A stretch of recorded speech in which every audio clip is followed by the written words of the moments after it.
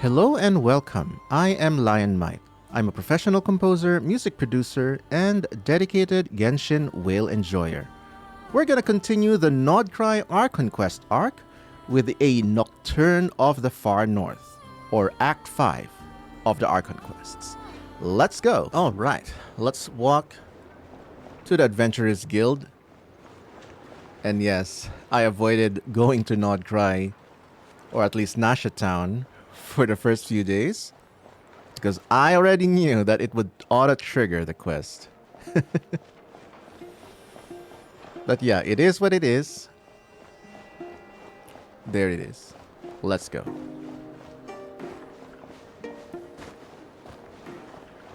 Hello, Catherine.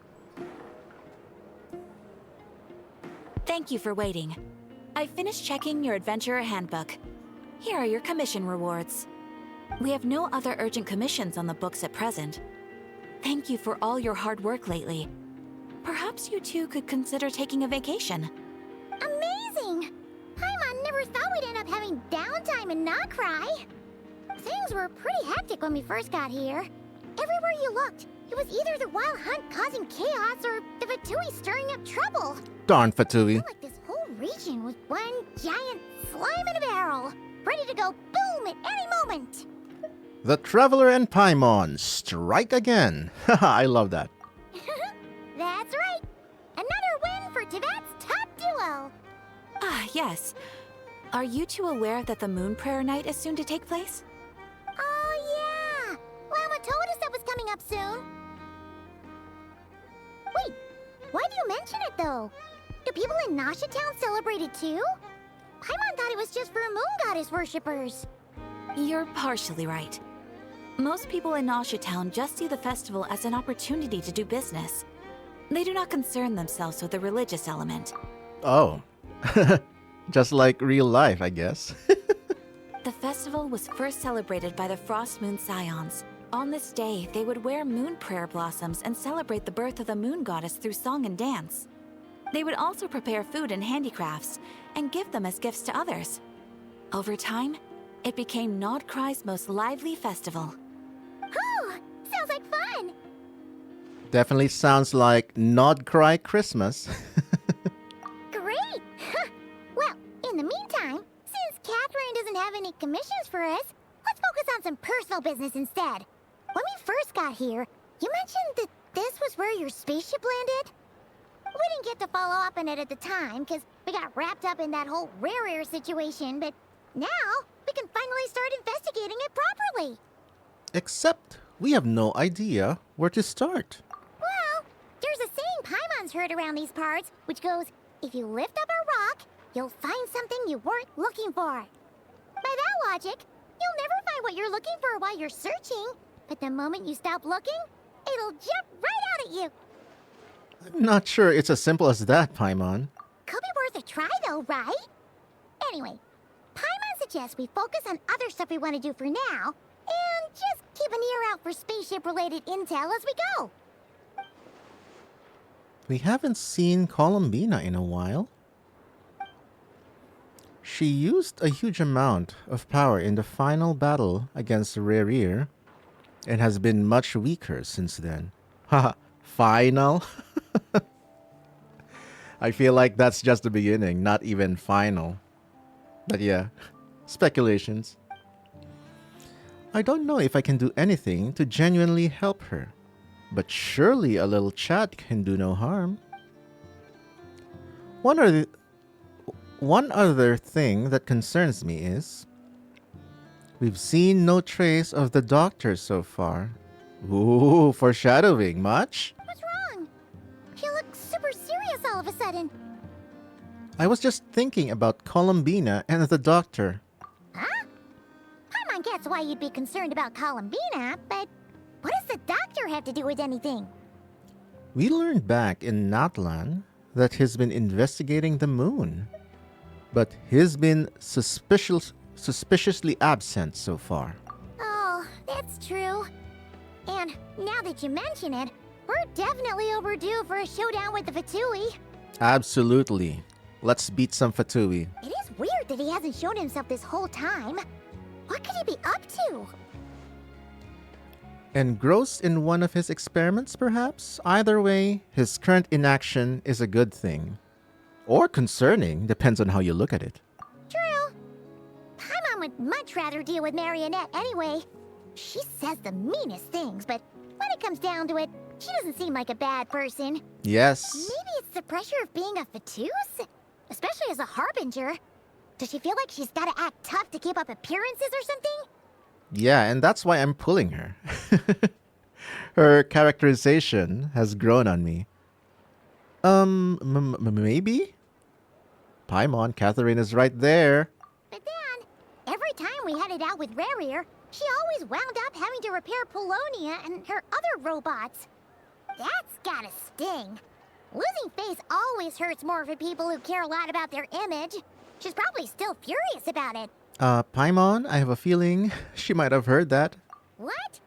Relax, she's not even here. Huh? Catherine looking so innocent but also suspicious at the same time. What's the matter? Oh, nothing. Sorry, we'll be on our way now. Where are we again? Oh yeah, Columbina? Right, yeah, let's go see Columbina. I feel like aside from Paimon, Catherine is the second character from the entire game that we are all too familiar with the voice of. A Nocturne of the Far North. Song of the Welkin Moon, Act 5. Yep, let's go. Time to visit Kutar. Yep, and this is what everyone's been saying. Selenic Chronicles are disabled for the entire patch. No Columbina hangouts for the meantime. At least that's what everyone's been saying or complaining about in socials. I don't mind.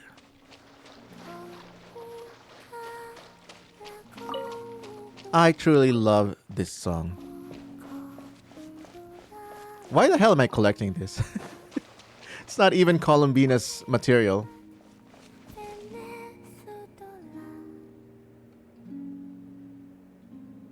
I love how the song stopped. Hey, she's sitting up. Great but simple sound design idea. Is me sitting here a rare sight? No, we just thought you'd be resting. Perhaps I would have been, were it not for the sudden arrival of some unexpected guests. I really like Columbina's default expression, the closed eyes and the mask, and her eyebrows always looking like she's worried, but at the same time she's happy. I don't know. It's calming, you know? It's calming. Not that I consider it a disturbance. After all, you are the only ones who are free to enter. Ooh, VIP treatment. Would it not be a little unfriendly of me to lie down while we speak? I didn't realize you put so much thought into little things like that. We're friends now.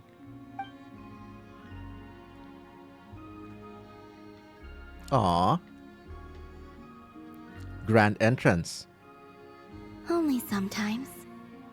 There have been moments lately where I think about you and your companions. Oh? They are warm, mysterious, and cozy memories. Very few of my past memories are anything like that. Aw, would you look at that? She's warmed up to us. We're now truly friends. And the Nod-Krai cast. They say that travelers return home bearing bags full of souvenirs. But my luggage was empty, and I believed it would stay that way. Return home? So, you're still planning on returning to the moon? Yes. This planet continues to reject me, reminding me that I do not belong here. I wonder how this will factor into gameplay explanations. Will she find an item or some magic or some event that will make Tevat not reject her anymore? I'm very curious to find that. If I remain into that, there will come a day that I disintegrate. And I don't mean reduced to dust, or turned into food for the flowers. I mean, I will cease to exist entirely. No, we don't want that. All right then. Well, we're sure gonna miss you. But it sounds like we'll have to say goodbye. Aw, I like that Paimon is just accepting that she has to leave, but it's still sad, you know. She's been very crucial and one of the only major interactions we've had, aside from Lauma, I guess. I think Columbina and Lauma are the two people from Nod-Krai that we've had a ton of interactions with. And Inefa. Yeah, I think the three of them. Inefa, Inefa, Columbina, and Lauma. How do you intend to return? The moon prayer night is soon to arrive. On that day, the moon will be closest to Teyvat. The Kuvaki in this land will reach its peak at that time. I merely need to grasp the tide, and with relatively little effort. Oh, Paimon gets it! It'll work like a slingshot! You make it sound like she's gonna get blasted up to the moon. If I did that, I suspect I would crash into the false sky. I will be using a much gentler approach, but I do like the analogy. It's fun. I just realized our closest friends in Nod-Krai, Columbina, Lauma, and Inefa, are like the most broken sub-DPS team so far. It's a wheelchair core, basically. You see? She gets Paimon's sense of humor. In the blink of an eye, the time has come to part ways. It does feel that way, doesn't it? Time seems to fly fastest when you are enjoying it. Yes, that is true. I have always thought of myself as a wanderer on this earth, and it has never expressed any desire to keep me here. Yet, just as I plan to depart, it tugs at my arm. Is this a gesture of affection? Or is the world mocking me? Oh. Were you hoping I can answer that? Yes, you are a traveler, so you must have a lot of experience in this area.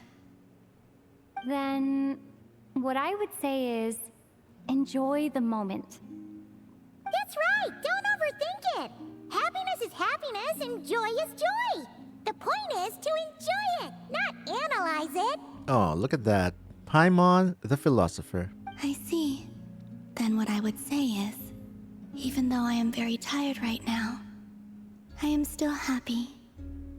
That's good. I can't tell from the tone of your voice.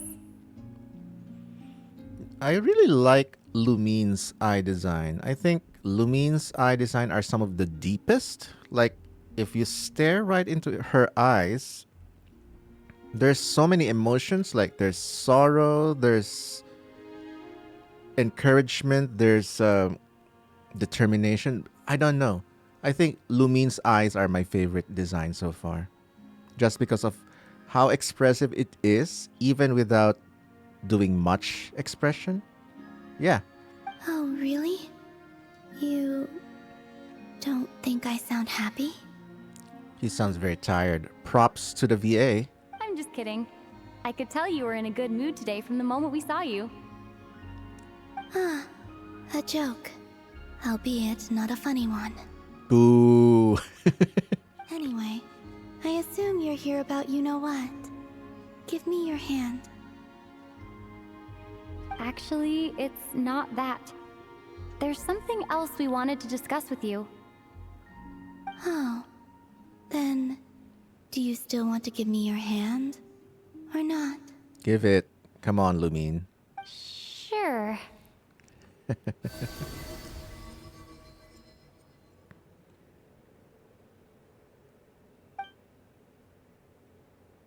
Thank you. So, I've heard that in the moon prayer nights of the past, people here would hold celebrations in the moon goddess's honor. Since you helped so much in our fight against the Rehir of Solnari, I think you deserve a farewell party before you return home. I haven't asked everyone else for their opinions on this yet, but I'd like to invite you to join the upcoming Moon Prayer Night. Aw, that is very thoughtful of Lumine. I've never joined a moon prayer night before. I'm not sure what I would even do. Just eat the bread like like usual. Oh, don't worry about that. We take care of everything. All you need to do is show up. Of course, there's no need to force it if you're not feeling strong enough. It's just, this kind of felt like a golden opportunity. But they call me Kutar, and the Fatui have an arrest warrant out for me. I shouldn't appear in public right now. Not if Marionette can do something about it. Yeah, there will definitely be complications, but I'll make it work. You have my word. we'll take care of it. Yeah, we got your back. Well, she does. Paimon's actually not too sure what she's planning. All right, if you're sure.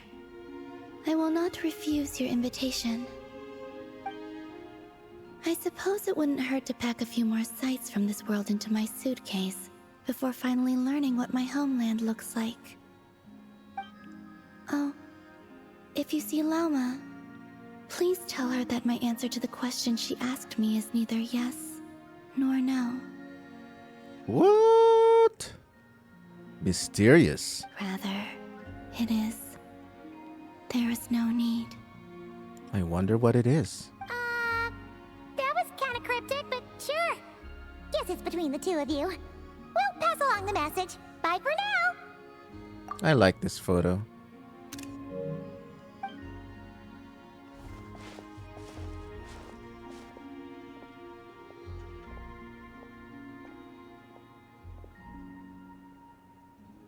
Beautiful. Wow. But it's also sad because, you know, And also, I do not know. because it means it's draining her energy.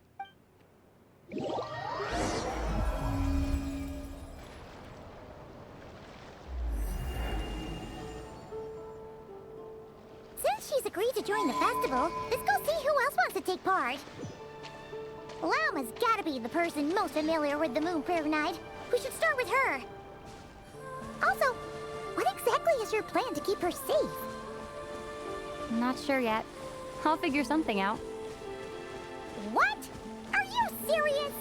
And Paimon even gave you her vote of confidence back there. When did you become so sneaky? Yeah, I want more of that. Actual Paimon and Traveler conversations, but not just on quests. Like a repeating conversation between the two of them, just like the idols of other characters, but maybe with more insights on everything, because they've been traveling so much. So I don't know, maybe a pool of 20 conversations. I don't know. I think it'll be fun, and it'll be adding more engaging moments if you're playing as Traveler.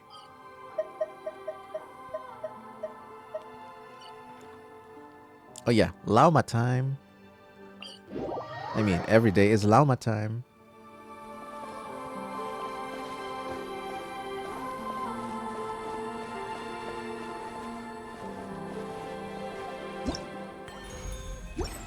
Oh, the quest is not active, huh?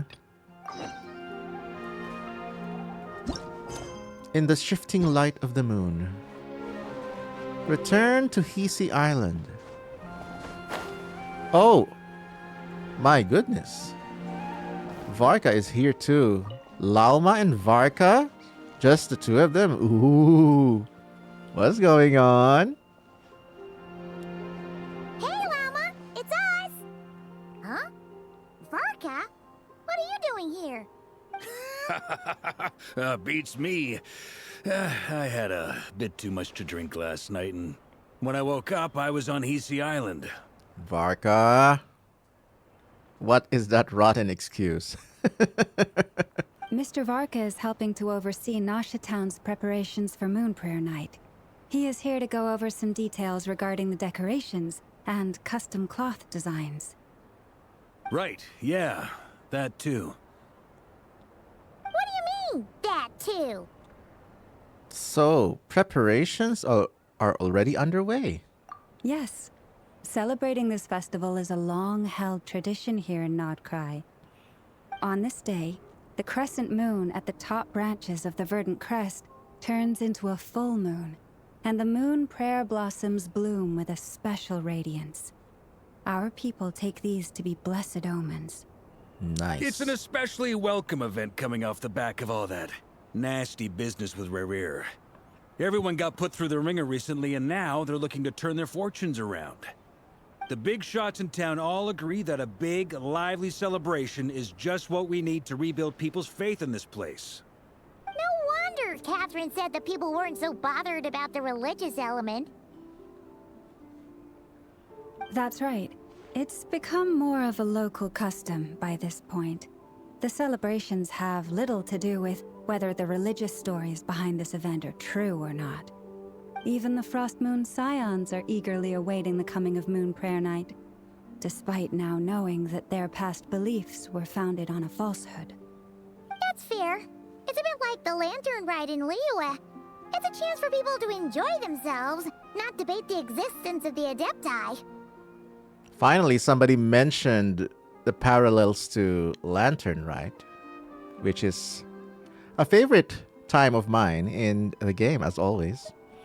Although in their case, the Adepti definitely do exist. We've met plenty of them in our time.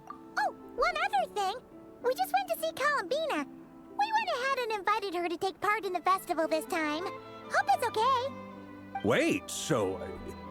you mean she agreed to it? Huh. That's quite a surprise. Then, I suppose that she intends to return to the moon on that day. Oh, yeah. It's kind of a complicated process, but basically, it's like a slingshot. She probably shouldn't have endorsed your metaphor. I understand.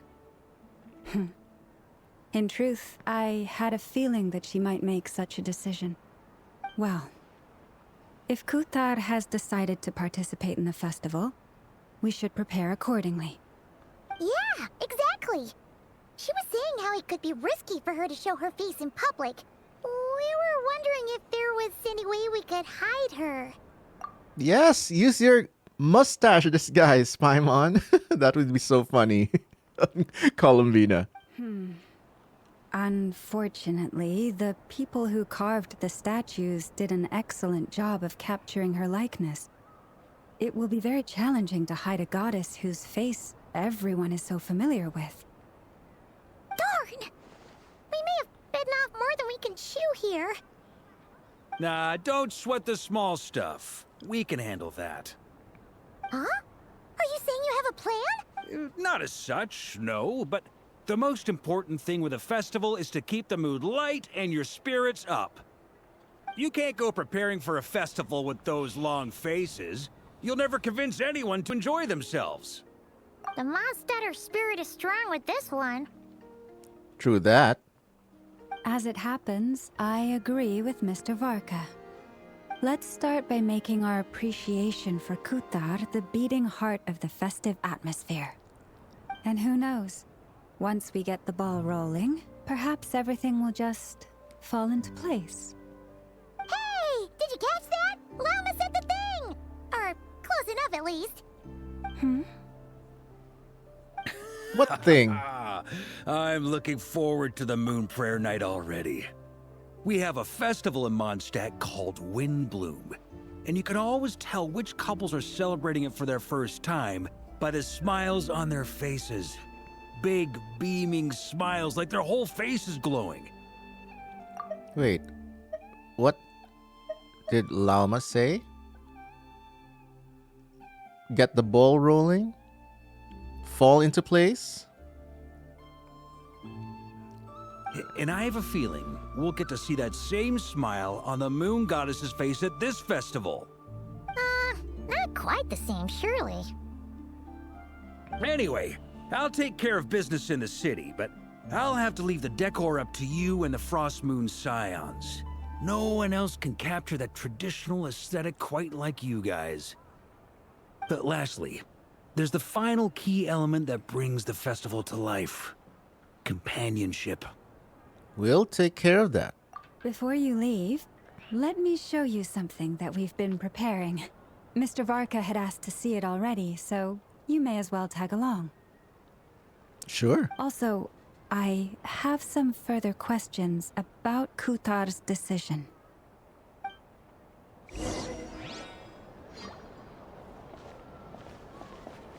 Oh, this is so cute.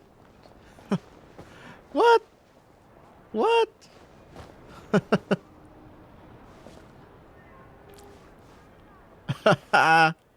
Hello. But oh no. I know. Poor I know. Lauma is too tall for this one. What? Maybe this one is perfect for... Or not even. Oh my goodness. Oh well. Huh? What's this? They sure look like they're having fun. Kuhenki musicians. So, Kuhenki seem very skilled at playing drums like these, although I'm not sure where they learned it from. Maybe it's an innate talent? In their eyes, they're probably just playing with toys. Hey, it's Luonatar. Luonatar! You want to play too? Guess not. Yeah. She looks more confused than anything. Maybe we can teach her next time if we get the chance.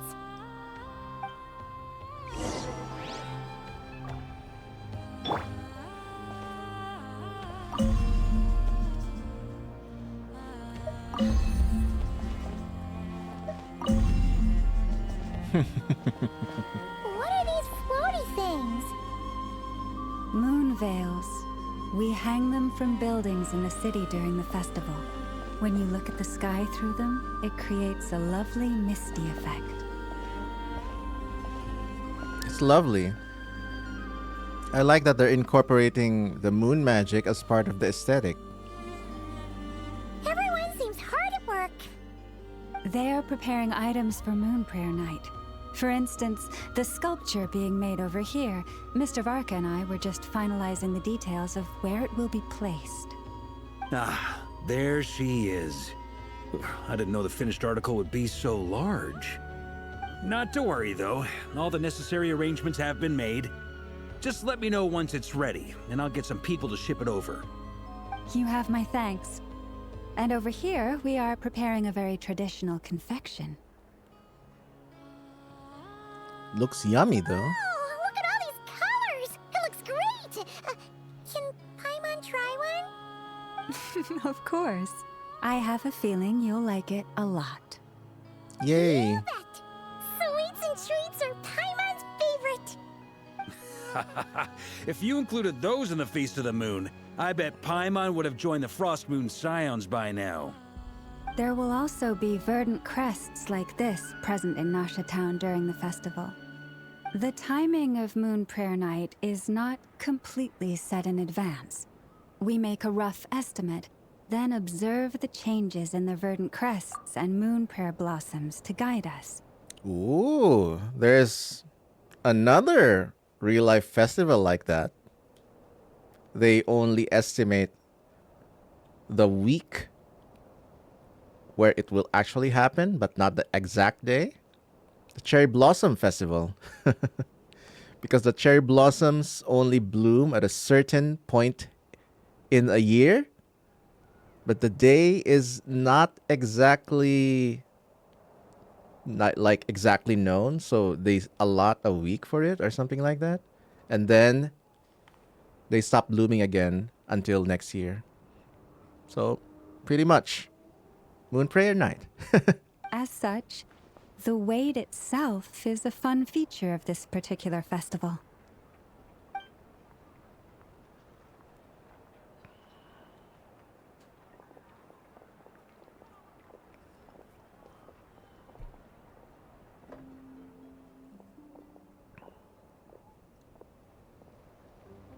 Let's talk here. To tell the truth, I am very surprised to hear that Kutar is willing to participate in the festival.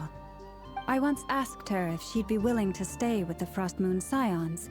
I could introduce her to everyone, and we could be a family to one another. She did not answer, but she has not appeared here since. Ah, I suspected that was Lauma's question. Because she did invite Columbina to join the Frost Moon Scions as family, not as the goddess. I took this to mean her answer was no. But if that were the case, she would not have accepted this invitation. Speaking of answers, she asked us to pass along a message. There is no need. Ah. Aw, look at Lauma so sad. I see. Maybe she is right. Maybe the Frost Moon Scions of today no longer need a moon goddess. But my wish was not for her to come here and be worshipped as a deity. I simply wanted to offer her a place to stay. I'm sure she believes that showing herself here might invite Fatui intervention, and as such she does not wish to cause us trouble. But what really pains me about all this is that this is her birthplace. She ought to belong here, yet no one has been able to grant her shelter. She's right. Lama is so kind, really. I think I'm qualified to weigh in here. When someone's about to depart on a long trip, what they need is blessings, not burdens. We should wish her the best, not make the journey harder than it already is. Anyway, she's agreed to attend, hasn't she? All we need to do is simply respect her decision. She can always change it later if, something's changed. I see your point. Yes, she will soon depart after all. Our job is to leave her with some happy memories. Besides, who's to say her journey to the moon is a one-way trip? It's not like she can't come back and visit if she wants, right? Paimon agrees wholeheartedly. Festivals are all about having fun, so let's keep it simple. All right, I'm gonna head back to Nasha Town soon. Want to come with? I'm guessing you have some other folks to visit there. Sure thing, let's go! Bye for now, Wilma! Thank you all. Goodbye. Thank you for making it convenient to us. A traveler needs blessings, not burdens. Sounds good in principle, but will blessings alone be enough for Columbina? This is a great shot. Look at that. Contemplative. You see Columbina right there in the background, and Lumine, even without seeing her expression, you know that she's in deep thought.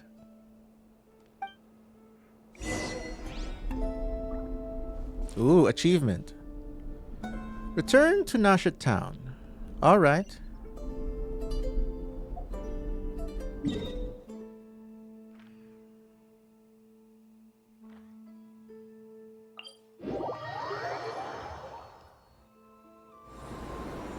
Oh, there's the boys. Hey, over there! It's Durin and Albedo with twins! What could they be chatting about?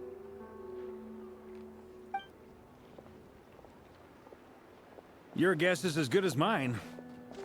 Ah, Grand Master, and the Traveler and Paimon. Hello. Hello there. It's been a while. Okay, Obi-Wan. Albedo Obi-Wan. We have some new volunteers for our investigation. Sorry, what investigation? Wait, let me guess. The righteous Lightkeepers are finally ready to hunt down the Abyssal Dragon? The what? Yes, that too. Yeah, right! Oh, wait! Why does everyone keep saying that too? Well, to be precise, the facts match, but not the causality. Wait, so I guessed right? Half right. Don't act so impressed with yourself. Maybe I can explain. We ran into Mr. Flint's north of Nasha Town. At that time, we just noticed a few abyssal creatures out in the wild, but the strange thing was, I didn't detect any traces of abyssal energy on them at all. On closer inspection, we realized that they were not real monsters, but something akin to reflections in the water, or perhaps a mirage. Is this some sort of sorcery or witchcraft? Huh? What do you mean? Like, you could see them but not touch them? Exactly. It was very peculiar. They roared and tried to attack us, but we could not make any physical contact with them. Feels like a space and time for you. Deja vu. I think I've heard of things like that happening in Nod-Krai before, but I don't know much about it. Yes, it's a known phenomenon. Mirage-like illusions tend to appear in Nod-Krai in the run-up to Moonprayer Night. From a distance, they appear quite real. I myself thought that Misters Durin and Albedo were locked in battle with abyssal monsters when I first arrived. But after sharing intel and investigating a little further, we can confirm that these illusions are harmless. There is no great cause for concern. I'm glad that they weren't real. All the Mirage stories I've heard are either animals, rocks, or small houses. Abyssal monsters, though? That's a first. It's a first for me too. So I'm planning to look into it further just to be on the safe side. I intend to inspect a few more locations. What about you two? Any plans? Alice contacted me a few days ago. She'd like me and Durin to assist her with an experiment. No way. The Alice? But we lost contact shortly after receiving the message. I'm sure that comes as no surprise to anyone familiar with her. She's so unpredictable. We don't know when the wind will blow, yet when the wind blows, we will know. That, in a nutshell, describes how Alice operates. Kinda describes Venti as well. A little bit. Yeah, that tracks. Okay. Well, I suggest we investigate this Mirage business in the meantime. It's piqued my curiosity, and I'm pretty sure I know someone who will already be 10 steps ahead of us. Yeah, never. Well said. Right? Whatever's happening in Nod-Krai, she always seems to be the first one to know. Let's go see what she knows. We can invite her and her staff to the festival while we're at it. Her staff? You mean just Yahoda? I mean, yes, it is pretty implied that the Curatorium of Secrets has more employees than just Yahoda, but we never get to see them. Except perhaps in the animated trailers. And other associates of Nefer that are not employees of the Curatorium.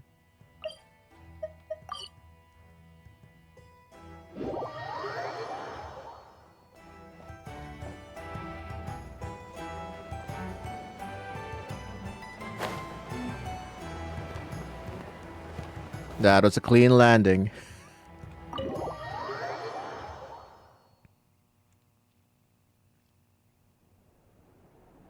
Hello. You're right, I have noticed. There's certainly something a little fishy about this situation. Only a little, though. Records indicate that this phenomenon can occur in the days before and following Moonprayer Night. That said, it has always been a rare sight in the past. The odds of encountering these phantoms are similar to looking up in the night sky, happening to see a shooting star, and managing to make a wish before it disappears. Is the closeness of the moon kind of making abyssal creatures appear like it was a parallel plane? So you can see it, but it's not actually there? Perhaps? Well, just a theory though. But this time, either everyone's getting lucky, or they're appearing far more frequently than usual. Yehoda's out gathering intel as we speak. In the meantime, let me check off some points of interest. First, the Abyss. Always the Abyss. The ones we saw seem to be abyssal monsters. Indeed. But we have identified one location where many more of them have made an appearance. And not just monsters, but human phantoms too. Sounds like ley line disturbances in the past. Given the scale and nature of the phantoms, it's almost as if someone's last memories are coming to life. Or perhaps the memories of multiple people. Oh. So you mean the phantom monsters are hunting down the phantom humans? Exactly. The phantoms can interact with each other, but we have no means of intervening. In addition, some of the human phantoms would seem to be from the very distant past. This is clear both from the clothing they wear and the stories they tell. They claim to be from Hyperborea, a name which I've heard from What? Lauma before. If this is true, it means they must be from 6,000 years ago. Whoa. Did Paimon hear that right? 6,000 years? I can't believe they animated Paimon counting with her fingers. It sounds like this merits further exploration. That'd be a big help. I'll leave it with you, Albedo. My knowledge of ancient history is non-existent. I used to doze off every time the pre-Knights of Favonius era came up in class. Oh my goodness. So that is why I've seen memes saying that Varka is a lore skipper. It's quite a miracle that you were able to understand these phantoms' speech, given how long ago they lived. I suppose you're right. But I'll leave the archaeologists to ruminate over that conundrum. As an intelligence broker, my sole interest is in the value of the information I gather. Which, in this case, hopefully means earning myself some good favor with our dear Lady Moonchanter. What? Nefer? Are you still trying to score points with Lauma? Oh, maybe it's because she doesn't want to owe Lauma a favor after she cured her eyes. Maybe. Theorizing here. So calculating. Whew, this intel broker logic always catches Paimon by surprise. Sounds to me like we could split the work up. I think the abyssal phenomenon is best left to Albedo, Flints, and me. Agreed. It coincides with my duty as a lightkeeper. For my part, I'd like to understand the abyss better. Even a little knowledge would go a long way. This is certainly a rare opportunity to study the abyss. But even rarer, perhaps, is the chance to make contact with the ancients. The Curatorium will take the lead on investigating the Hyperboreans. We put in the work to learn what we know so far. It seems only fair that we get some quantity of exclusive intel.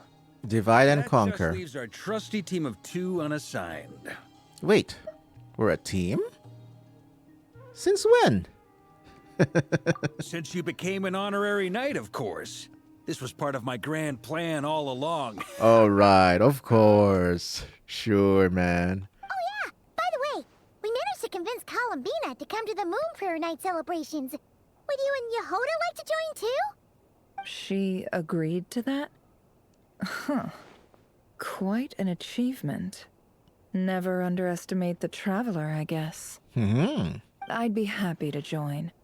No point shutting myself inside when the streets are all decked out. I doubt any clients will be visiting during the festival in any case. Say what you will about Nefer sometimes being a little bit too serious, sometimes over serious, but she does know when to party. And Yehoda loves a party, so I'm sure she'll jump at the opportunity. Now that I know of. No. No. No. What? Way to contradict me in front of... Wait, no, that's not what I have bad news, boss. Hello, Yehoda. So many people. All right, everyone inside, quick.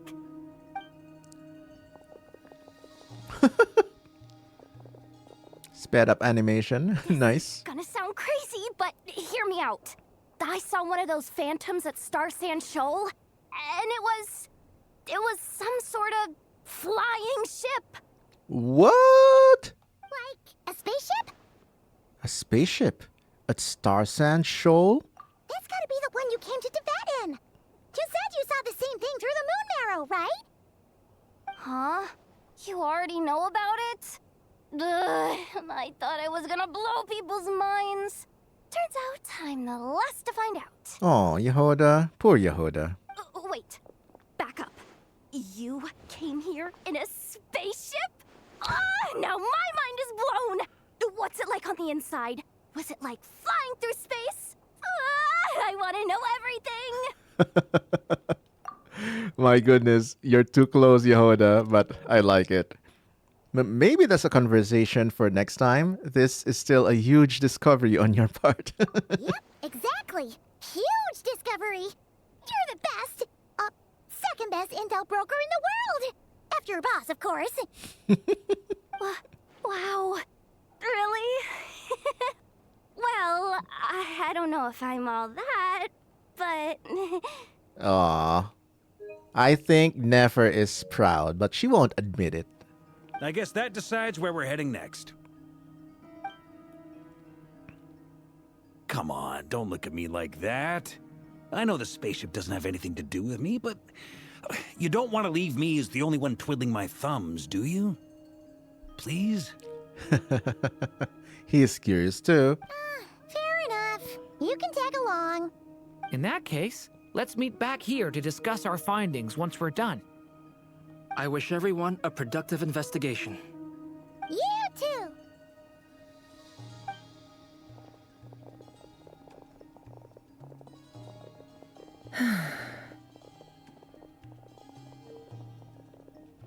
What's up, boss? Aren't we gonna head out? Tell me, Yehoda, when did the curatorium start giving out intel for free? Uh-oh. Sorry, boss. But hey, the Traveler has a right to know. It's her spaceship. Why would you paywall that, Nefer? Why would you even think of paywalling that? Oh, free convo. We can't unshare information any more than water spilled on sand can be put back in the bucket. I'll just have to balance the books some other way. Please, boss. There's gotta be another way. Who knows? Depending on what they find, maybe this will work in our favor. Please don't find me. Please.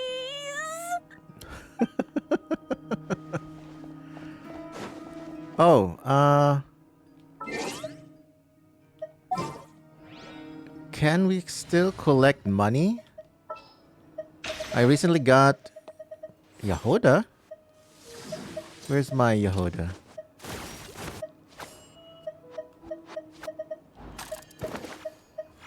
Oh yeah, there she is. Leave it to me. I believe she can also open the curatorium chest.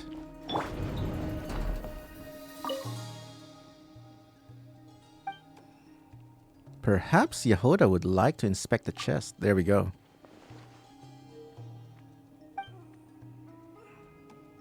I remember boss saying she was going to give me a bonus. How about I help? Huh? Where's the money? There's nothing in here but a slip of paper.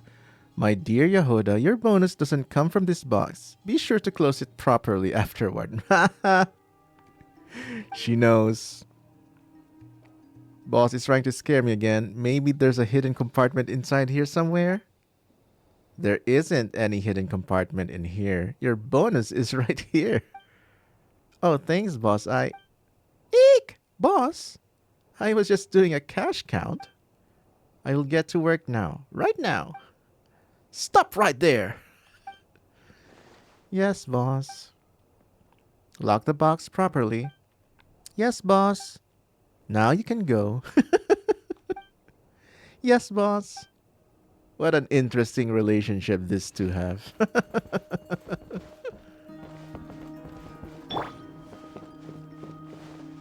And the box is no longer interactable. I guess that's it for the free Mora from the Curatorium.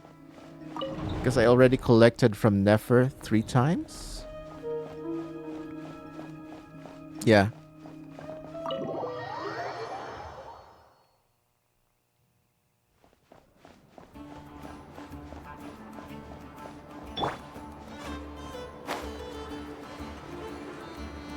Oh, you know what? Actually, the default glider works on Yehoda's design. Smash and grab! Yikes! It's her again! The one who uses those super pricey cosmetics? Huh. Maybe I should try them out sometime. Though, thinking about it, I've never actually worn makeup in my life. Some of these people will have That is so funny. I'm excited to try out the other comments that Yehoda will make for the other residents. But another time.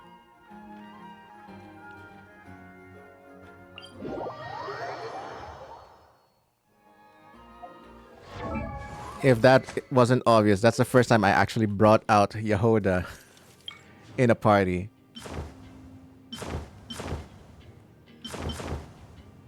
Oh, this works. Okay. Not lawn glider it is.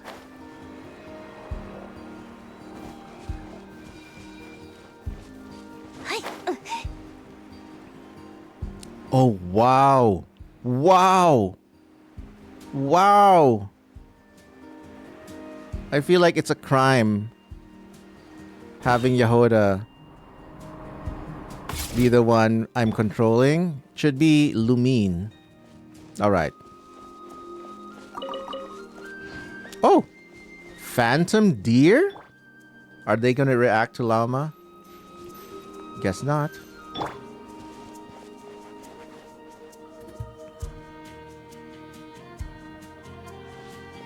Wow. Wow, what do you know? Yehoda was right on the money. This Phantom really is your spaceship. But that's so weird. Why would it show up here? Is it some kind of projection? Or a ghost? Like, maybe it no longer exists. But somehow it left an afterimage? I'm not sure either. Is the Tivat they landed in a parallel Tivat? I don't know. Ah, you're already here. Miss Lauma, what a surprise. I thought you were busy with festival preparations. I was, until one of our people informed me that a strange sight had appeared at Star Sand Shoal. Oh yeah. No one's ever seen something quite like this before. I thought I should see it for myself. And Lama's one of the first people, or actually the first person that we approached in help to help find a spaceship with a moon marrow, but she only saw glimpses of it. Same here. Oh, so we heard that these things appear around the festival period. Any idea why that is? Unfortunately not. We have very limited information about them, since they can't be interacted with. And no human phantoms have ever made an appearance before now. The most we've been able to deduce is that these sightings appear to be connected to the increase in Kuvaki energy around this time. Let's look around and see what we can find out. Yeah, seems like that's all we can do.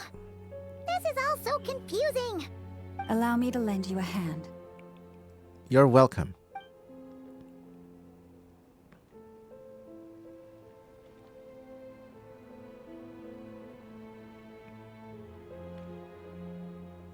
That is a huge spaceship. It's bigger than what I previously thought.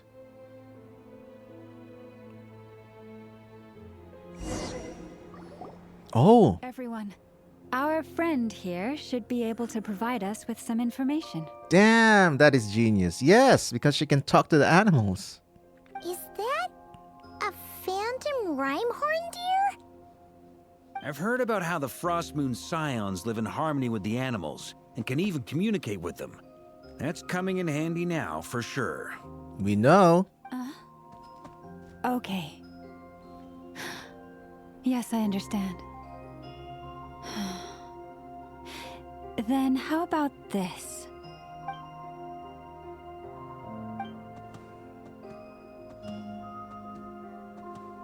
Beautiful music. It's leaving. It's a version of Lauma's theme. It appears to share our curiosity about this giant spaceship, so I asked it if it wouldn't mind investigating along with some friends. In return, I told it about some nearby spots where the wild fruit grows abundantly. We may live in a different era from these phantoms, but I trust that the terrain, climate, and ecology here are more resistant to the effects of time than some things are. Let's give them a moment and hope for the best.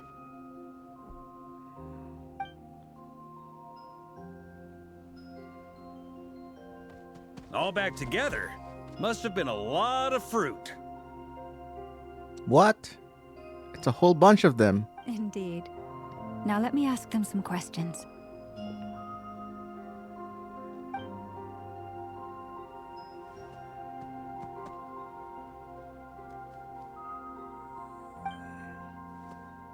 It did find a lot of wild fruit, enough for them to feast for a long while.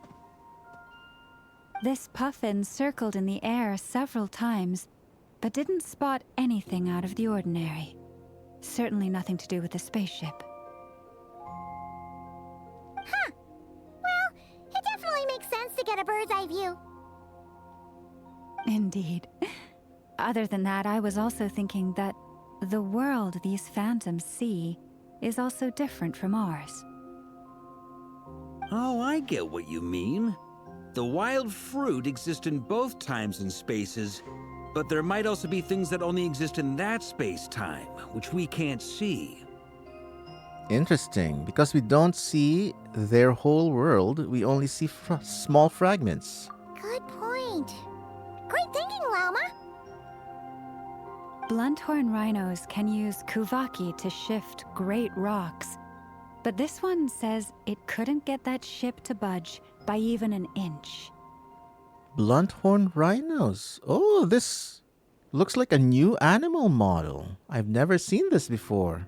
The sniffer mole tried too, but despite being a skilled digger, it could not get through.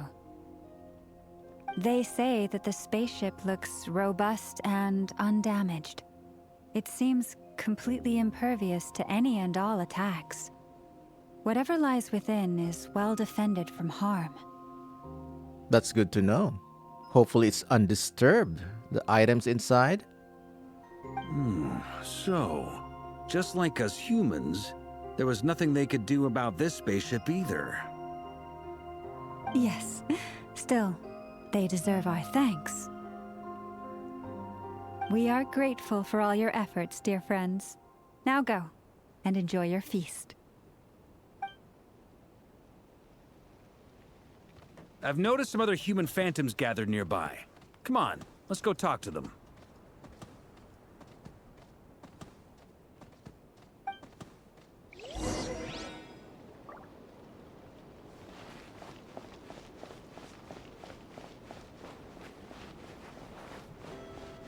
Hello. What is this thing? I've never seen it move, and there's no way to get inside. Goodness knows. My grandpa says it's been sitting here at least since his grandpa was still alive. Who's your grandpa? What about his grandpa? Did he say anything to your grandpa's grandpa about it? Huh? I don't know. In all likelihood, it was here back then too. Hard to imagine something this huge could move. Guess that means that as far as they're concerned, this ship's been around a long time.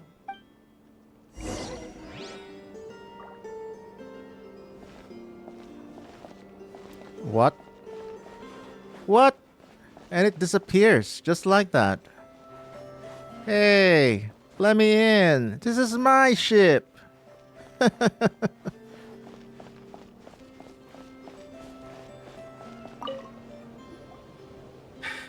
Come on, brothers. If we can get even a small chunk off of this thing, it's gotta be worth a fortune. Today is the day we strike it rich. Nuh-uh. You mean Paimon? Yes, brother, I shall join you. Let's make our fortune. Yeah, I think you have to act out the role to get them to interact with you. We should go with them. What the? This thing is crazy tough. I can't even scratch it. What's it made of? Vibranium. Sorry, brother. Looks like we'll have to seek our fortunes elsewhere. Enjoying yourself?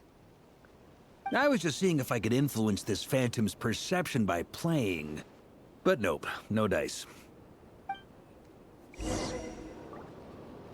I'm sure we're all starting to build up an idea of what's going on here now that we've spoken to some of the people. These phantoms are reenacting real historical events in Nod-Krai. It's almost like we're in some kind of interactive stage play. We can talk to the actors, but the plot is fixed, and we can't influence it. Yeah, that sounds like ley line disturbances. Like in Raiden's second story quest. It makes sense. History is set in stone. The objective facts of the past cannot be changed. Paimon totally thought you were just goofing around earlier. But actually, you were doing some serious investigating. Of course I was. Anyway, at this point, I think we're forced to conclude that although the Phantom spaceship is right there in front of us, we aren't going to learn much about it from these people. If only this showed the moment when my brother was searching for me. Maybe then I could have discovered why he wasn't in the spaceship. Maybe they can't record you and your brother because you're descenders. Like the Irminsul doesn't record you. Or if it showed the moment when it disappeared, I might have found out who was piloting it and where they were headed. But no such luck. All we've seen is an arbitrary moment in time during its long stay here. Well, at least now you know the spaceship was indeed exactly here, and now you have proof. Don't be discouraged. If nothing else, this is proof of the ship's existence. Hey, I just said that, Varka. Stop copying me. And think about it. So many people tried to hack their way inside, but no one could get the door open. It's made of very tough material. To me, that says that we'll either find the ship itself or the story behind it. It's just a matter of time. Thanks, Varka. Huh. Every now and then, when Varka gets serious, he actually does seem like Grandmaster material for once. Yep. Just like the Archon. Like Grandmaster, like Anemo Archon. I wonder how the others are doing. Let's head back for now. Sounds good. Also, drinks are on me if Team Knights of Favonius is the first to finish. Wait, we have a team name now? What's the team name? Team Knights of Favonius. Okay. How creative. Am I in Team Knights of Favonius as well? Absolutely. Yes. You're very welcome to join. We've even got a cathedral ready for you. Isn't that technically blasphemy? You wouldn't dare make a joke like that if Barbados was in earshot. Actually, he would like it. Nah, I'm sure Barbados doesn't mind a little harmless blasphemy once in a while.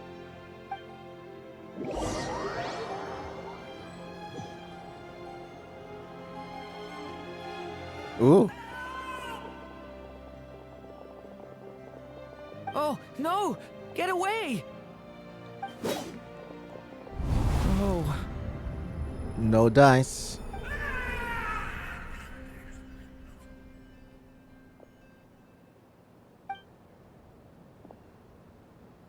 I know it's hard to stomach, Mr. Duran. But as I'm sure you've noticed, there is nothing we can do to intervene in that which unfolds before us. But we have to at least try. And try you have. But are you aware of how many unsuccessful attempts you've made now? I wasn't keeping count. Somebody is. I'm afraid this is the 39th failure so far. Or the 5th if we're only counting this particular victim. There are no indications that these phantoms may be altered in any way. You seem to have calmed down a little. I'll make us a fire. You should rest and have some water. Very thoughtful, Flint's. Feeling any better now, Mr. Durin? May I ask a few questions? Be my guest. What exactly are we witnessing here? What happened to those people? My guess would be that we are seeing Nod-Krai during the Conrian Cataclysm. Would that be accurate? Conria. That is correct. As you know, once the Abyss senses even the tiniest crack, it floods in and spreads like wildfire. There was a time in the distant past when it permeated all of Nod-Krai, causing immeasurable harm. The people paid a terrible price to heal this land. Then 500 years ago, the whole of Teyvat suffered an abyssal disaster. Once more, Nod-Krai was dealt a devastating blow. I see. In the face of the abyssal onslaught, all were like grains of sand tossed around by a tidal wave. Be they human, fae, or god. Abyssal Onslaught. Ooh, is that gonna be the new endgame? Stygian Onslaught, Spiral Abyss, and the better Abyssal Onslaught. The moment you witnessed is but one drop in a whole ocean of catastrophe. All right. I guess that answers my second question, too. I wanted to know why there's nothing I could do to help them, and that's because what we are seeing is history. That would be my guess as well. As I understand it, history and fate are not all that dissimilar. The latter may be unseen to us, but both are immutable. Yes. Fate was determined long, long ago. I still have a couple of other questions for you, Mr. Flint's. You mentioned more than one abyssal disaster that has struck this land in the past. How can you be sure that what we're seeing is from the Conrian incident? And also, how are you able to stay so calm when you're talking about these events? It's because he was there. Well, my guess at least. From everything I know about you, you're not cold or ruthless, and you're not indifferent to the suffering of others. Alas, I am forced to show my age. I must be 600 or 700 years old by human measure. Wait, so you are immortal too, like me? Well, in a way. One is not easily moved by history when one has witnessed the truth firsthand. I'm sorry. You needn't apologize. Your passion is a good thing to have. Treasure it, because someday you may find it in terribly short supply. Now, at the risk of offending you, I have a question in return. Your curiosity toward the Abyss, is it born from hatred or because you sense its call? I only ask because I kept a fragment of Rerir's body in my lantern for a short time. Specifically, his heart. So I know what a burden it can be to carry the Abyss with you. And I hear its power growling from somewhere within you. In my eyes, your mere existence is a miracle. My honest answer is... I don't know. I don't think I have the confidence to say for certain. What I will say is the Abyss is not the only issue that haunts me. Look at Albedo, a proud brother. I have a feeling he's so tempted to speak for Durin, but he's just letting him speak. Even before I became who I am today, the question dogged me constantly. Should I even exist at all? My doubts remain unresolved. But when we fought Rerir, something became a little clearer to me. Sometimes it is the darkness within us that allows us to achieve the impossible. I certainly got the sense from your 39 attempts that you were trying to achieve the impossible. It sounds like you've resolved to see the truth for yourself. Absolutely. In that sense, he and I are quite similar. Then I wish you every success. I look forward to the day of your transcension. Well, if everyone's caught their breath, I suppose we should head back. Oh, and one last thing. I'd appreciate if you kept our discussion about history a secret.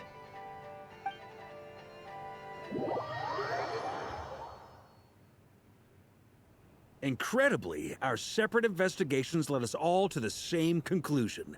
Hooray for consensus! Oh, look. Avengers have assembled. I love it when they do this. Loved it when it happened in Natlan.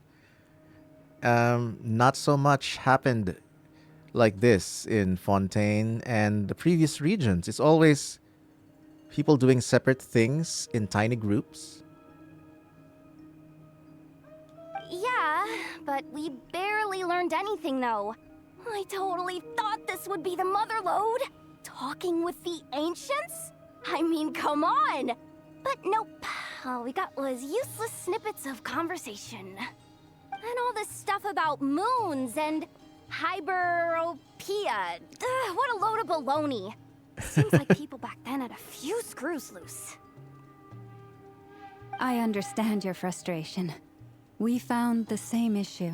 Each phantom only showed a very brief moment in time. There isn't much value to be found in these miscellaneous fragments of a civilization's history, no matter how glorious it may have been. If there's a silver lining, it's that these phantoms are harmless to the present reality. They shouldn't get in the way of the festivities. Good to know. Paimon agrees. And not just because it's the first thing she understood in this whole conversation. Oh, Paimon. Never change. You look disappointed, Nefer. Is something the matter? What do you think? We all worked our tails off, but the only one to gain anything from it was you, Lady Moonjanter. Jealous much, Nefer?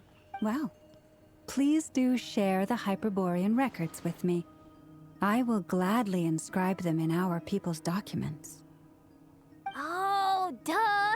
Yeah! That was it! Hyperborea! Hyperborea. I'm serious. Only an expert in the Frost Moon Scions and their history can turn these records into valuable research material.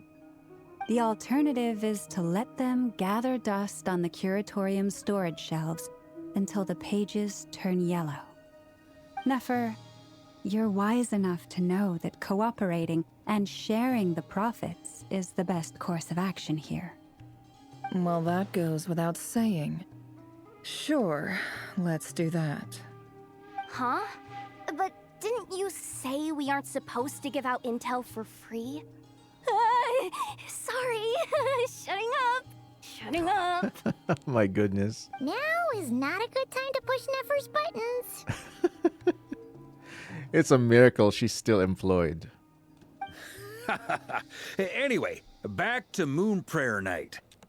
I'm thinking that we should prepare something a little special, aside from the usual decorations and so on.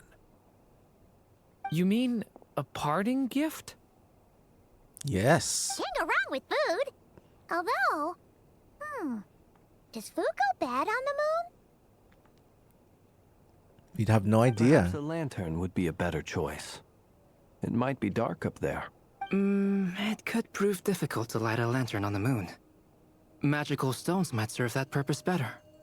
What about a clockwork mecha model from Fontaine?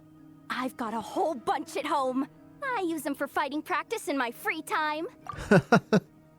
Well, there you have it. Mecha Gunpla exists in Genshin. None of these sound like things she would be even remotely interested in. But we don't interact with her enough to know what she likes. Except me. Yeah. It would really save us the guesswork if someone could find out what she's into. Wait, what the? Traveler? They're all looking at you. Okay, I got it. I'll find a chance to ask her. Great! Haha, problem solved. Now, I need to stop by Dory's. Gonna need her help sourcing a bunch of stuff for the festival. Then let's leave it there for now. We all have our own business to attend to. Traveler, if you find out what Kutar likes, let us know right away. Gotcha. Bye, everyone. Meeting adjourned for now.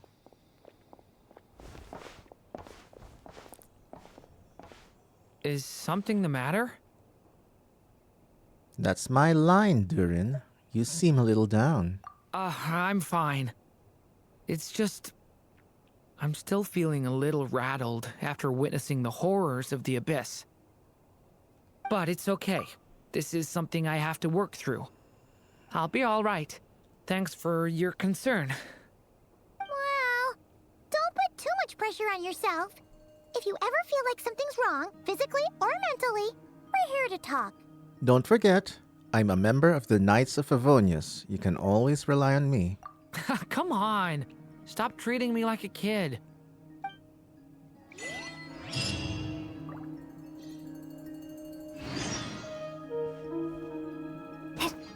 Oh! More convo. Oh, nice! More convo from everyone. So excited. Ooh. Nefer's alone. What are you thinking, Nefer? She's right behind me, isn't she?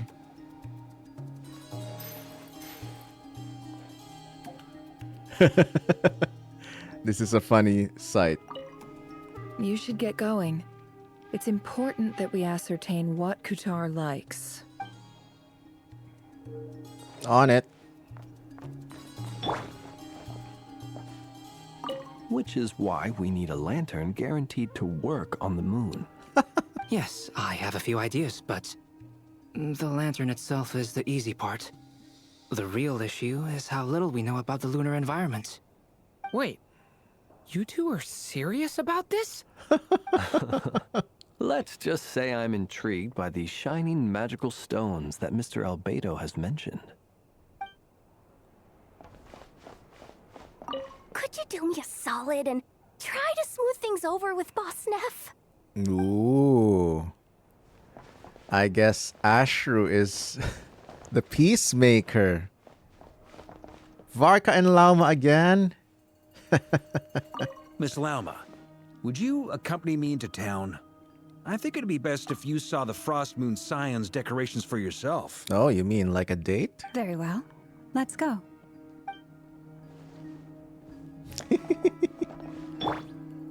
Me too. Can I join? Two llamas are better than one. And my horns are bigger. Alright. Let's continue the quest. Let's go say hi to Columbina. Where is she? Oh, yeah. Back to the Silver Moon Hall.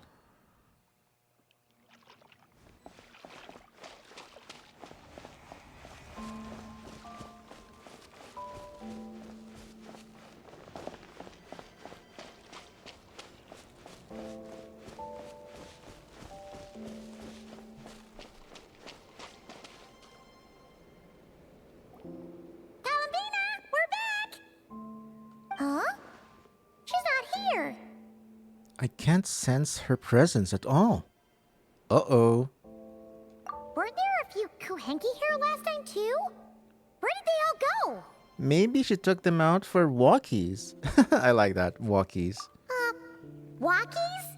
For Kuhenki? You're not pets, you know. I mean, they're still companions for her. Oh, well. Looks like we just came at a bad time. Why? Let's do it again tomorrow. Why do I feel that she's gonna jump scare us from behind? There's still a few days until Moon Prayer Night, so we're in no rush. Besides, she needs time to rest anyway.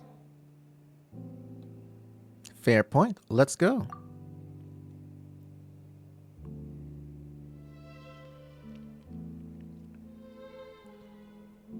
Calamina! Are you back yet? No. Passage of time, huh? Oh, how strange. Looks like she still isn't here. This is a bit odd. Right? It's not like her to spend so much time she's worried about attracting unwanted attention. By the looks of it, she hasn't been back all day. What about Luonatar? Luonatar, you there? Oh, hello. Hey! Do you know where Columbina went? Sorry, didn't understand. But if you know where she is, could you take us to her? Sounds like an I don't know either to me. Yeah, that's even stranger. Paimon, look! The flowers! What about them? Oh, that's not good news. Yeah, when they turn white, she's weak. If they're blue, she's normal. And if it's red, she's mad. Or angry. Or about to attack somebody. They change color when Columbina gets weaker, right? And they look super pale right now. Let's go. We've got to find Lauma. Good idea. She might know what's happening. Yes, Lauma needs to use her C1. Lauma! Oh, she's here too. Ah, it's you. How is Kutar? Is she okay? She's missing. Has she visited the Frostmoon Scions? No, she hasn't. I came here to check on her after I noticed the flowers had changed color. Oh, so it does affect flowers from afar, not just within her vicinity. Based on past precedent, she must be very weak right now. Even getting up to walk would be a struggle. It seems unlikely that she wandered off outside. Not to mention that she doesn't do that at the best of times either. So yeah, this is super weird. Has anyone approached Silver Moon Hall lately? No. Very few people are in the know about Kutar's whereabouts. And if anyone suspicious had visited, they'd have left some sort of evidence. Come on, let's go to Nasha Town. If anyone has seen her, someone there will know about it. It's Nod-Krai's information hub after all. Makes sense. Let's go! And not never trying to hoard that information if possible. But why am I still tracking the Yumkasor boss? Wait a minute, let's get it out of the way. It's distracting me. Oh yeah, I was using it for damage tests for my Durin. Anyway, back to Nasha Town and also submit my dailies. Ad Astra Abyssosk. Thank you for completing today's commissions. Thanks, Catherine. You rock. Just a little bit of housekeeping for a bit.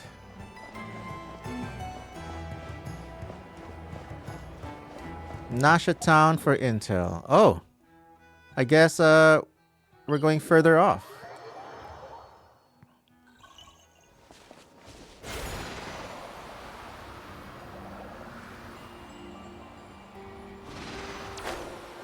Hello.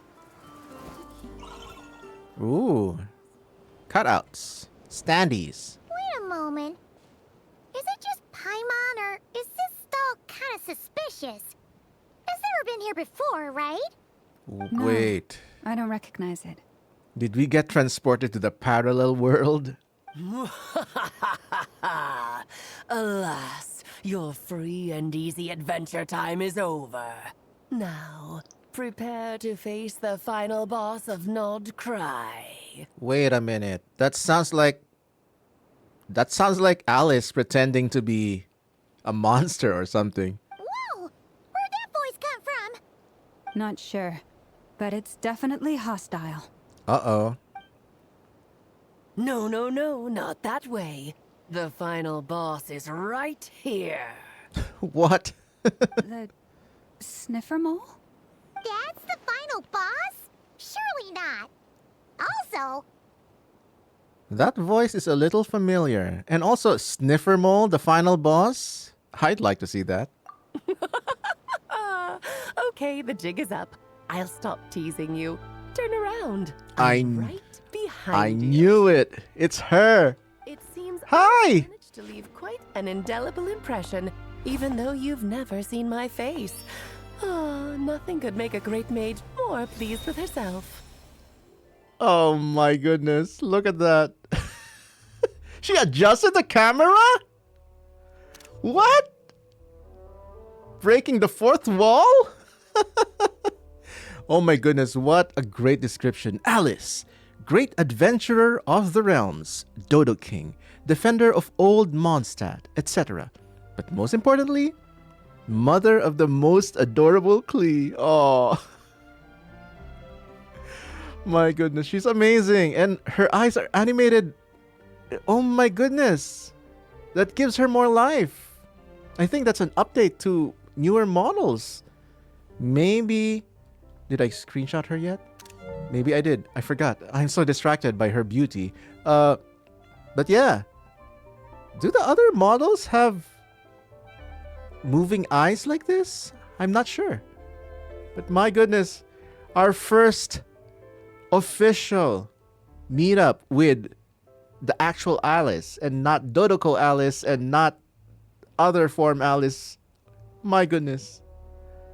5 years, man. 5 years we've been waiting for this. And finally it's here. And it's glorious.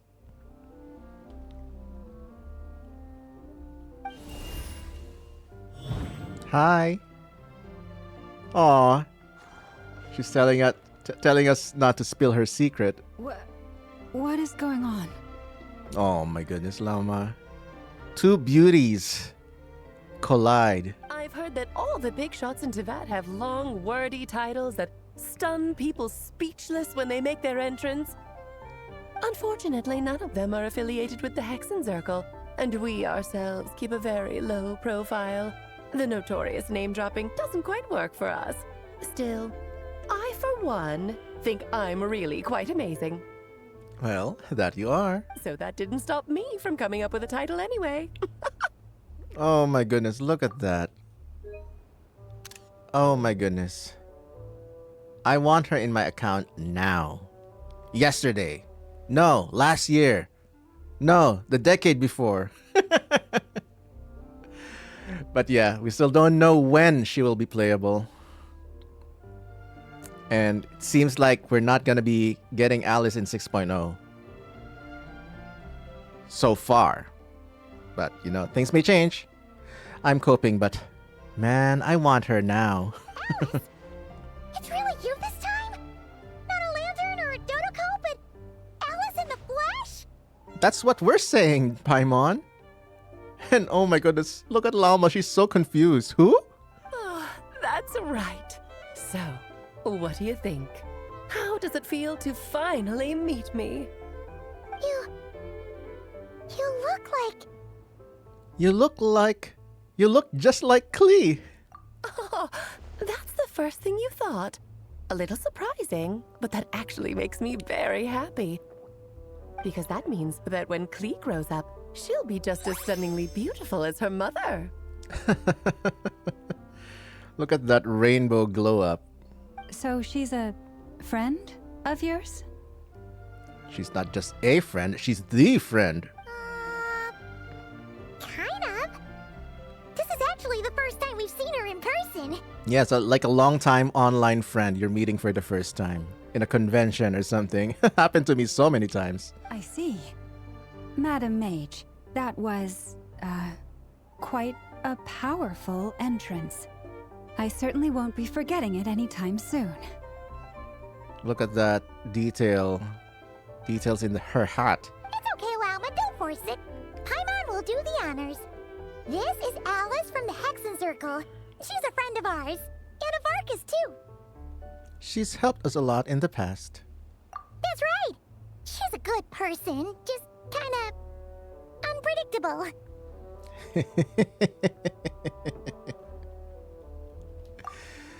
And also, yes, more screenshots for me. Well, what is the human heart if not unpredictable? Hmm? If we could not do as we please, how would we differ from machines? Oh, Alice. I am Lauma, Moon Chanter of the Frost Moon Scions. It is a pleasure to meet you. Oh, I know. Before you got here, I spent a good, 15 minutes getting up to speed on Nod-Krai's present situation. In other words, I've read the whole in the last episode part, so we can skip the pleasantries. My goodness, she's really breaking the fourth wall. Fair enough. Well, Miss Alice, I can already tell that you have quite a unique personality. He'll get used to it. Paimon sure is. So anyway, what are you doing in Nod-Krai, Alice? Also, first time I'm hearing this theme music. I wonder if this is just one of the generic themes from events involving Alice, or is this Alice's theme music? If you know, chat, let me know. Because this is probably the first time I'm hearing it. I might have missed it from an event, or I may not have run into it yet. From out of 1,500 tracks that Hoyoverse has produced for Genshin soundtrack, yeah, let me know. It's beautiful. It's whimsical, happy, and also chill. I like it. Oh, I thought I told you already. This time, I'm the final boss. And what a formidable foe I shall be. Powerful, confident, decisive, and good luck finding my weak spot. You will never succeed. No! I accidentally clicked through. Oh, I thought I told you already. This time, I'm the final boss. My goodness. Is she hinting at the end of the Hexen Circle storyline? Is she gonna be the final boss? I have a feeling it's gotta be Ryan's daughter. She's... I don't know. She's more notorious. I don't know. But Alice is not an enemy. I don't see her as an enemy. I'm going to send a formal request for Jean to put you in solitary. Like mother, like daughter, huh? Oh, drat. My one weakness, and you found it in an instant. Fate has been dealt a devastating blow. Thus falls the great Dodo King. No.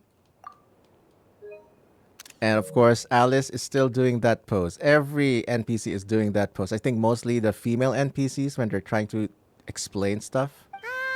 Why are you playing along with this nonsense? Why not? It's Alice. For funsies, of course. What's wrong, Paimon? Are you disappointed in me? Am I a gigantic letdown? No, you're not. No, it's just... You seem like a busy lady. And this is the one time you've shown up in person. My goodness. I figured it would be for something more high stakes than just goofing around. My goodness, this is probably another one of those moments that I like taking the screenshots of the character. The last time I did this was with Moika. Oh my goodness, every close-up with Moika I just took screenshots of, and I think Lauma as well. Now with Alice too. I can't wait for her to be playable. You're quite right. I'm here in Nod-Krai because something big happened. Something big enough it caught the attention of the Hexen Circle. Ooh. It concerns the 3 moons, Tevat's borders, and of course, the moon goddess you are currently searching for. Where are you hiding her? You know where Columbina is? Kind of. Why don't we discuss this over a pot of tea? My main reason for coming on this trip to Tevat was, of course, to have some fun. But I do technically have a job to do as well, namely, maintaining the stability of Tevat's borders. She just made it an instant tea room. I'll skip over the complicated parts, but to sum it up, abyssal energies are all that lie beyond Tevat's border. We'd find ourselves in a real pickle if they ever made it through. My goodness, I love that. A simple gesture of magical teapot. Adds so much charm. And the phantoms you've been seeing are a sign that the border has been disturbed. But a border to what? The past? An alternate world? No wonder they tend to show up around Moon Prayer Night. Is it because the real moon is now so close to us that its power can cross the border? In part, but only a negligible amount passes through. Just enough to influence the verdant crests and so on. Verdant crests? Verdant dew? Lunar bloom! Now it makes sense. What? And as you've noticed, there has been an unprecedented number of phantoms appearing this year. The influence of the moon beyond the border cannot explain this. No, there is another far greater factor at play. The trilunar syzygy. Ooh, sounds intimidating. And also, what is it? A trilunar syzygy. Oh, it's like the Great Conjunction. When all planets align or something. 3 moons align. Eons ago, before the heavenly principles came to Devat, it was the then 3 moon goddesses who controlled the laws of this world. You're talking about life, death, and such, aren't you? Yes. Nabirius, Renova, and Asmodee, and Istaroth. Oh, that's exactly it. The 3 goddesses split these powers amongst themselves, promising never to consolidate them into one singular body. This was meant to keep the world stable. Oh, look at that slime. Photobombing. But, fast-forwarding to the present, the eternal moon's marrow is with you, while the iridescent moon's marrow, which should never have appeared in this world, has been retrieved. Add that to the presence of a moon goddess in the flesh and... You're saying it's our fault. Oh, no. The power of all 3 moons is gathered here in Nod-Krai. There hasn't been an event like this since the War of Funerary Flame. But then again, we had to because of Rerir. And it's having a noticeable effect on Tevat's borders. Why are you so concerned about said borders, if I might ask? Because I wish to give my darling daughter a peaceful, sunny environment to grow up in. Is that a good enough reason? Ah! She winked at us! I'm swooning, if it's not obvious.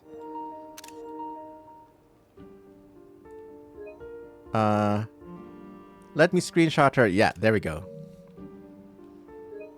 One more. Perfect. Kinda sounds like you're dodging the question, but it does make sense. I mean, mothers know. Well, that's one reason anyway, and the most important one. The others are a little complicated to explain. For instance, cleaning up after dearest Miss R. Oh my goodness. There you go. I knew it. Cleaning up after Miss R, aka Rhine daughter. This is actually a good official acknowledgement that the Hexen Circle are aware of Rhine daughter's shenanigans. And using the term cleaning up is so telling. Because they wouldn't use the term cleaning up if it wasn't a mess to clean up with, right? So they know what a mess Rhine daughter has been doing.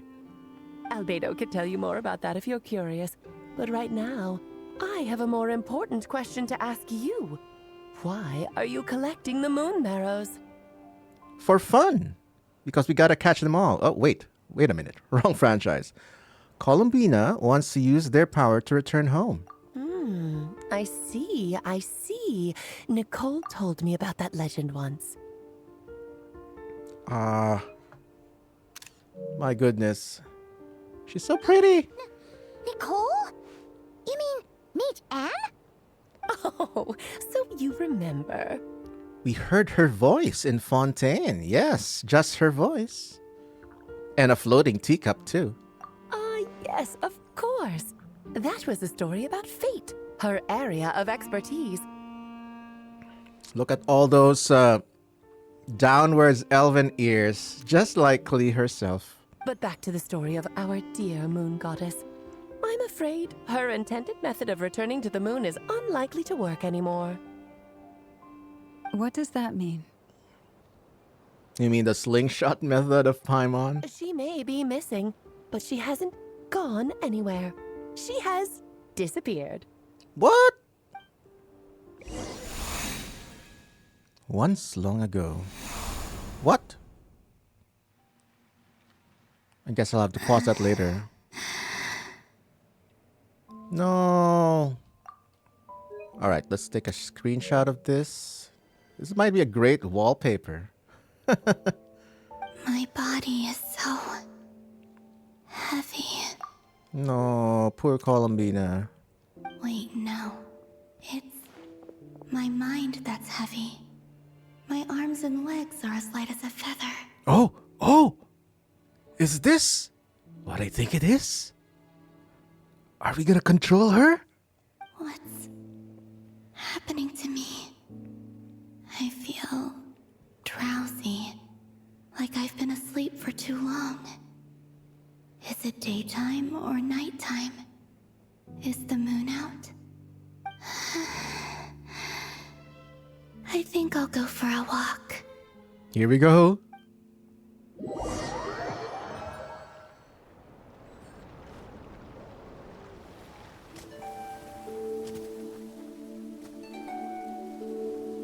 Are you out for a walk too? What? Oh no, I knew it. She got phantomized.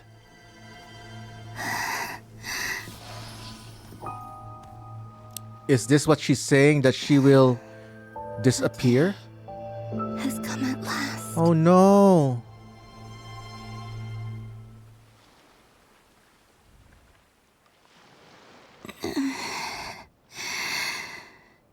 Oh, we're gonna control her now. Have I grown so weak that I can't even sustain my physical form?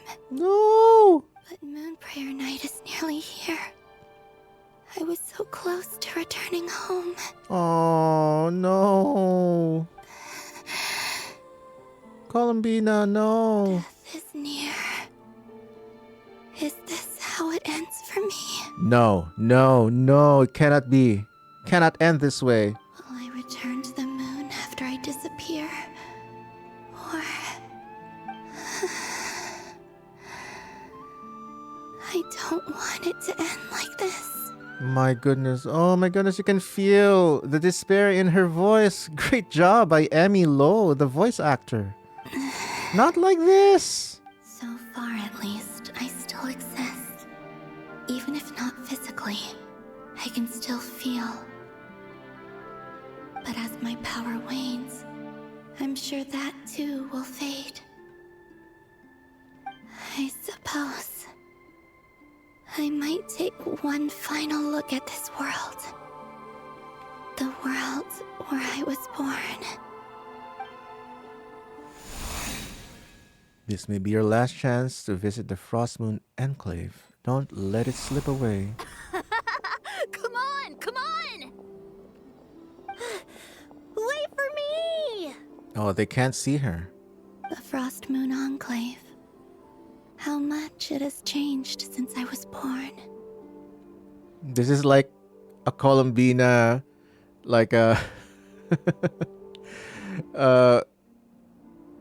that Christmas story. I forgot the name. These decorations, they're so heavy. The ghost of Christmas present, the ghost of Christmas past, and the ghost of Christmas future. It's times like this when you kind of wish men could be priestesses and acolytes. Aw. Oh yeah, A Christmas Carol. How could I forget? How fascinating. I've never had the chance to be privy to people's private lives in this way. Columbina gossiping. In the past, people would get so solemn and serious the moment I showed my face. Like they were frozen stiff. Oh yeah, of course. Like when the principal enters the classroom, everyone just freezes and stays formal. They're afraid. Karina, Lametti, it's time to eat. Yum!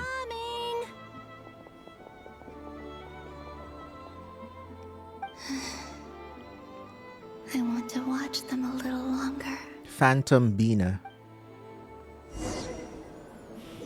Yay! Oh, we can jump?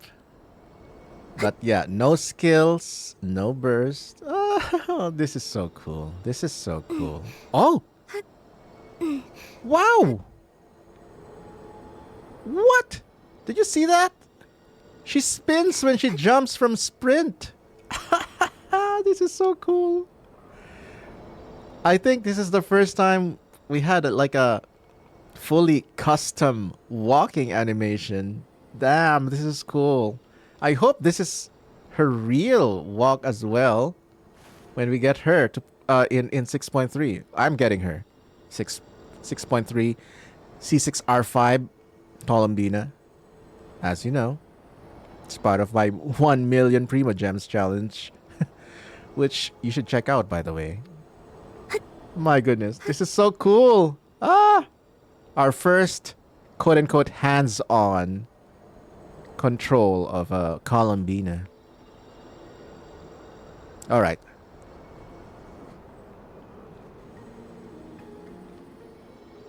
So just fill these balloons with air, right? Yep.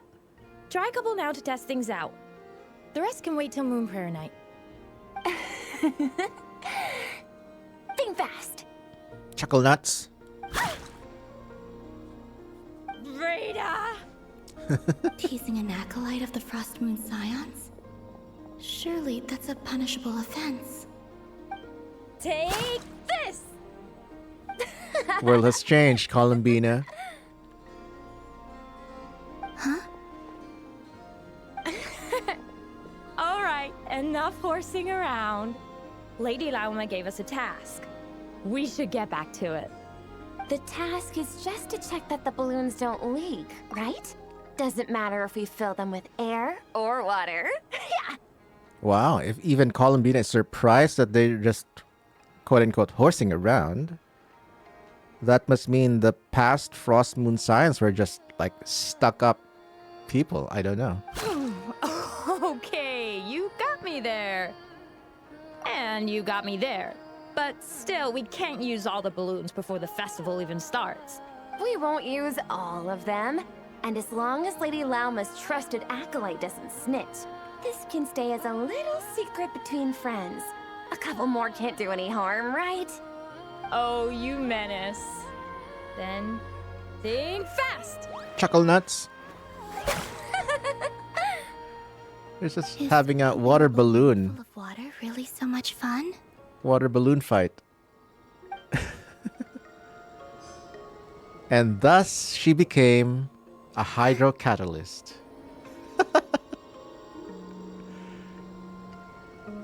Oh my goodness, even her jump animation looks so ethereal. It's so beautiful. You can feel her floatiness. Light as a feather.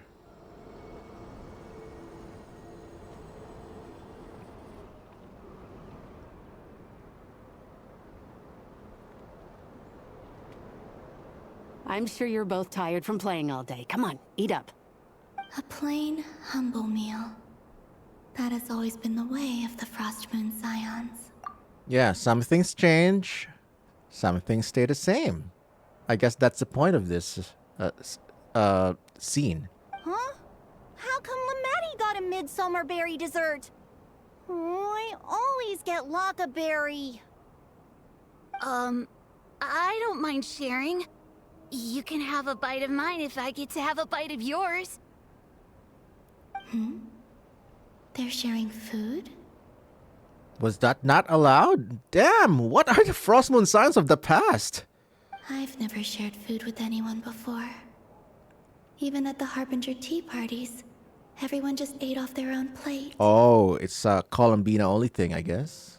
And when I couldn't finish my food offerings from the Frost Moon Scions, they'd leave the leftovers out under the moonlight for the animals to claim. Hey! That was 2 bites! Oh, then you can have another bite of mine. Oh, you too. Oh, don't fret now. Here, have some of Granny's too.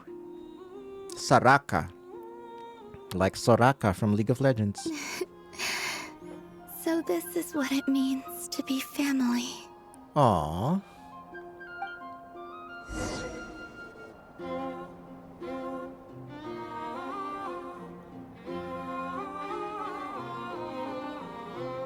I'm seeing so much that I'd never usually get to see.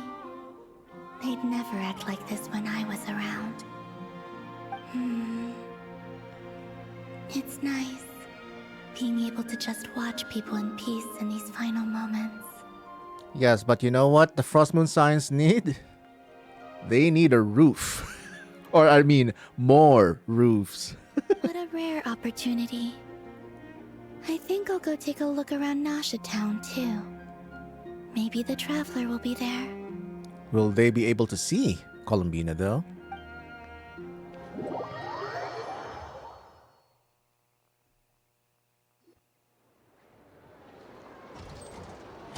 There they are. After the War of Funerary Flame, the moon goddesses were no longer recognized by Tevat. They lost the whole foundation for their existence. Thus, being quote-unquote rejected by the planet. That's why the moon goddess's strength is fading. She cannot withstand the world's rejection of her. It's just like what Columbina said. The world itself is rejecting her. But why? To be more pedantic about it, the moon goddesses did something to offend the heavenly principles, and that's why they were ousted. Something of a recurring theme in Tevat's history. Oh no. Yeah, I think in any kind of mythology, Greek mythology, Roman mythology, almost similar.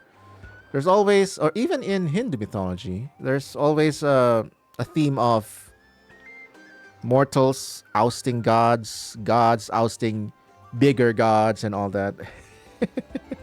It's a Game of Thrones of the gods. Theoretically, speaking so candidly should put me in their crosshairs too, but they can't tell me what to do. I'll say whatever I want. Whatever, I do what I want. Anywho, the Moon Marrow energies were but a drop in the bucket for her, and that battle against the Ray Hair of Solnari only weakened her further. Oh, so we have not seen Columbina in full power.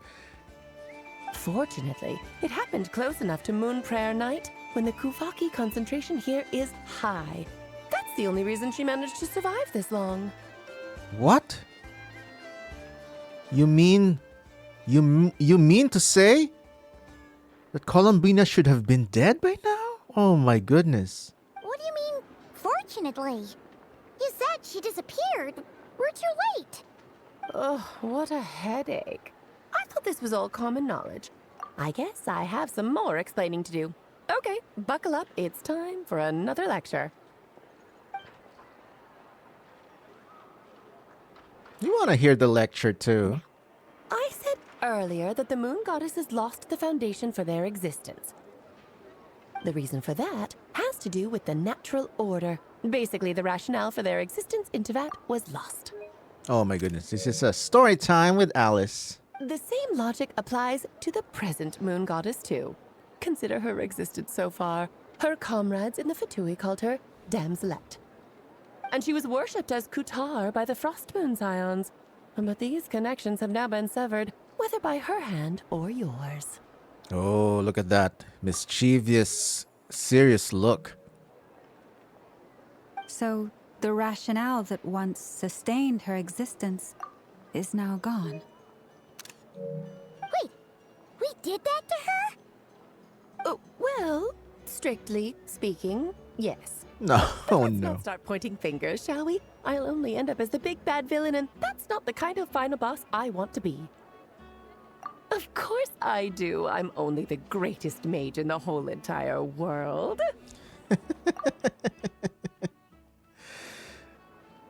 Yeah, for her, this must be a trivial concern now, knowing all the bigger catastrophes or climate issues that she's been through or probably stopped. Now, if you wish to find your moon goddess, there are two problems we need to solve. Firstly, we'll need to strengthen the connection between her and Tevat, at least enough to sustain her until Moon Prayer Night. Strengthen her connection. But does that mean I'll have to rally all the Frost Moon faithful behind this? Oh, look at them. Staring at each other's eyes. I'm afraid a bygone faith and a former home won't be of any help to her now. Do you know her name? She even doesn't know her own name. Oh, I just noticed that tuft of hair behind Alice. It's so cute. Her name? Oh, yes. Names are very important things. A name is a fundamental concept that anchors one's entire existence. I asked her once, but she said she didn't know. then your first job is to find it. As a moon goddess, I'm sure she must have a name she identifies with. Neither Columbina nor Kutar is her true name, and she's never really accepted either of them. So, finding out her real name is enough to sustain her existence? What is this? A Rumpelstiltskin reversal? Yes, I know it sounds like a small step, but every journey begins that way. So for now, that's all we need to focus on. Do we have to stare in the mirror and say her name 3 times? Her real name? Like if it was Columbina, Columbina, Columbina, Columbina, and she will appear right beside you? The second problem is with her plan to use the moon marrows to return to the moon.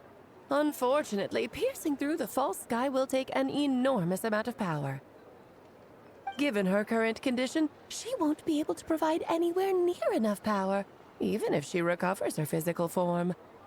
Well, thank goodness we have you to help us, right, Alice? But no need to fret. Nicole's the expert in this field, and I'm sure she'll figure something out. What? But how do we reach Nicole? Wait, Mage N is going to help us out too? That means we've got 2 Hexen Circle mages on the case. This is turning into a pretty big deal. Damn right. Actually, this is more a side quest for me. Of course. Of course, it's a side quest for you. You're the Alice. Like you said, I'm a busy lady, so I can't stay for too long. I'll have to return to Tevat's border soon. But where is that border? I'm so curious to know. Thanks for telling us all of this. That's the upside you get for looking out for my little Klee. Hopefully that will incentivize you to carry on keeping her company in the future. But we want to see Alice and Klee interactions. Anyway, jokes aside, you'd better get moving. It will take quite a miracle for the moon goddess's consciousness to hold out till moon prayer night. Ah. Oh, I suppose I might as well tell you where Nicole is before I leave. Yes, do tell us. I want to meet Nicole face to face for the first time as well. Off you go now. Time to meet your new friend. Oh, yes, and a little suggestion. Don't forget to mind your heads. What? Also, this pose is just what? Chef's kiss. Closing up on the camera like that? And oh my goodness. Hoyo, you know what you're doing. I like it. What? Oh, we're gonna be teleported out, huh? I wonder how Duran's doing. I should really go see him before I head back. You really are super busy. I most certainly am. There's so many children I have to keep tabs on just in Mondstadt. Duran, Albedo, Venti, Varka. Venti and Varka as children. It makes sense. There were some unexpected names in there. Klee didn't make the list, huh? Of course not. Klee is my pride and joy. I have no qualms about her, because she's the best child in the whole wide world. Aww, that is so touching. And Klee can take care of herself. Yep. Klee's a little angel. My Paimon. That's too close. I'm glad you agree. Well, all the best. See you when I see you. What? No magical exit? She left in a hurry. Yeah, she didn't pack up her stall. Should we handle it for her? I doubt that's necessary. A mage of her abilities doesn't need our help. I must say, I'm now very curious about her daughter. Klee, wasn't it? What? What's she like? Oh my goodness, yes, please. Klee Llama interactions? And maybe she will introduce Klee to the children of the Frost Moon Scions. That should be fun and chaotic. That's a long story. Come on, we'll fill you in as we go. Man, that was amazing. Alice dropping in to lore drop, to lore bomb us, and then skedaddle. Oh, we're back with Columbina. Yay! What a lively place. I've never experienced Nasha Town like this before. Yeah, because now there's no crisis to mind. Hey, you old geezer! Your hammer's rusted through! Who are you calling old geezer? Are they quarreling? I'm looking right at him! You've really gone downhill since giving your daughter free reign in the workshop. Can you even swing a hammer anymore? It shouldn't take you days just to fix a single chair! You might as well use that hammer to massage my back for all the good it's doing. Don't run your mouth, or you'll get a back massage that'll put you in bed for the rest of your life. Look, the materials haven't arrived yet, all right? You know how busy it gets in the days before Moon Prayer Night. I'll bet you send all the materials to your little princess. Blood's always thicker than water, huh? All right, you've made your point, Uncle Koski. As soon as the materials arrive, fixing your chair will be the #1 priority. And Dad, if you've got time to chat, why don't you lend me a hand, Oh, look. She's the more responsible one in the family business. See? Lolka knows what the score is. I guess they're friends. But the way they spoke to each other was so ugly. That's just friendly banter, Columbina. Then again, it wouldn't be the first time I've seen something like this. Oh, probably Fatui interactions are like that, maybe? Columbina! Stand outside my door in the middle of the night one more time, and I'll unscrew your vocal cords. You hear me? I knew it. I knew it. Something to do with memories about Sandrone. Oh, Sandrone. Aww. So that was her way of trying to be friends with me.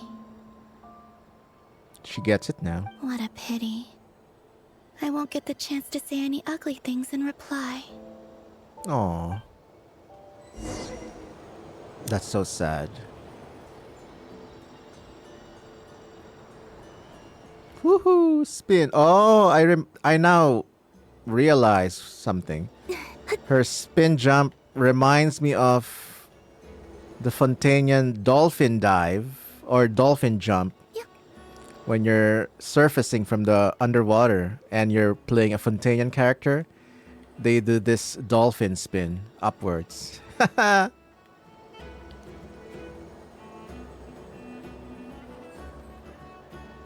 Hey, have you decided what to give her for Moon Prayer Night?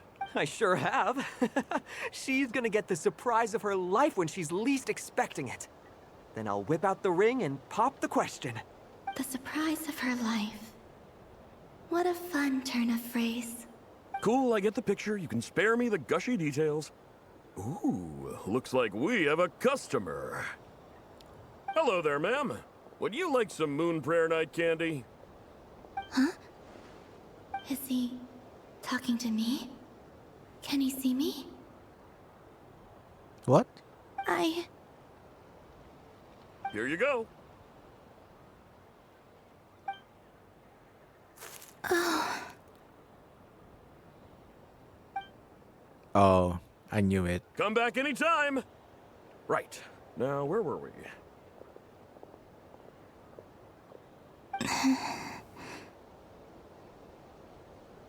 I don't know why, but I still held out hope. That's sad. That's so sad. The most important thing right now is to find that mage. This name thing seems super important too, but where do we even start looking? Right behind you. I'd better go pay the Fatui a visit.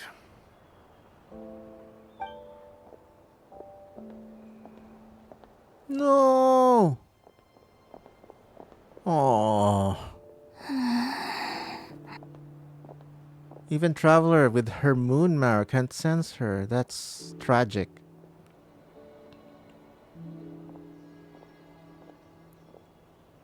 Columbina?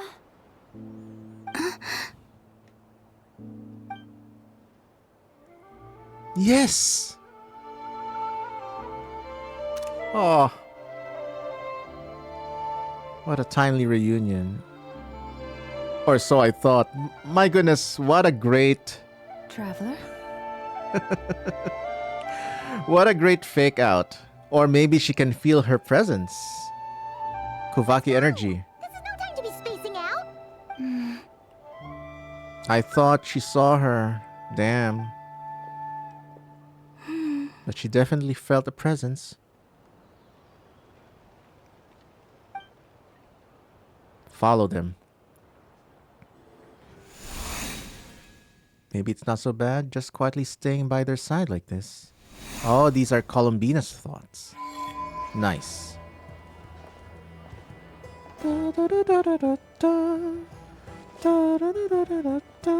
I like this quest. Looks like no signs of combat. Yeah, I like it. I like chill, story-focused moments like this. I mean, some combat to spice things up are nice sometimes, but then again, sometimes I just want to chill and enjoy the lore and the story. Not every quest has to have combat. And after that combat-heavy quest line with Rerir and all that, yeah, I welcome this change.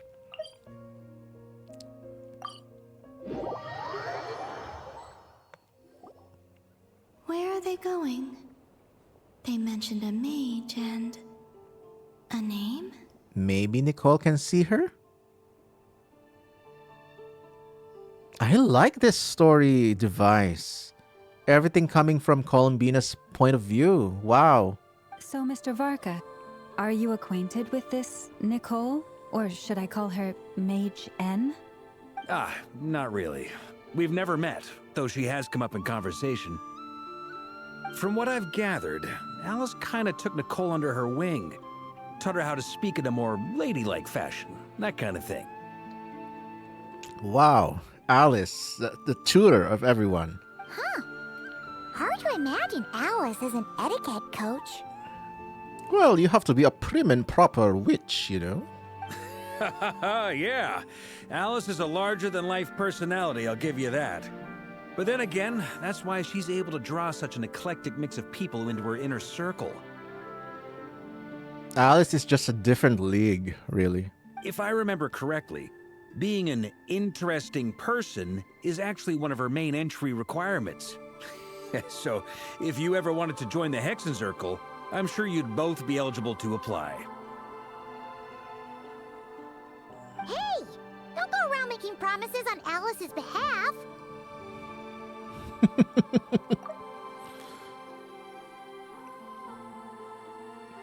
Okay. Okay. This is a great screenshot. She's right behind me, isn't she? Literally. I wouldn't dare. I'm just trying to paint a picture of the Hexenzirkel for you.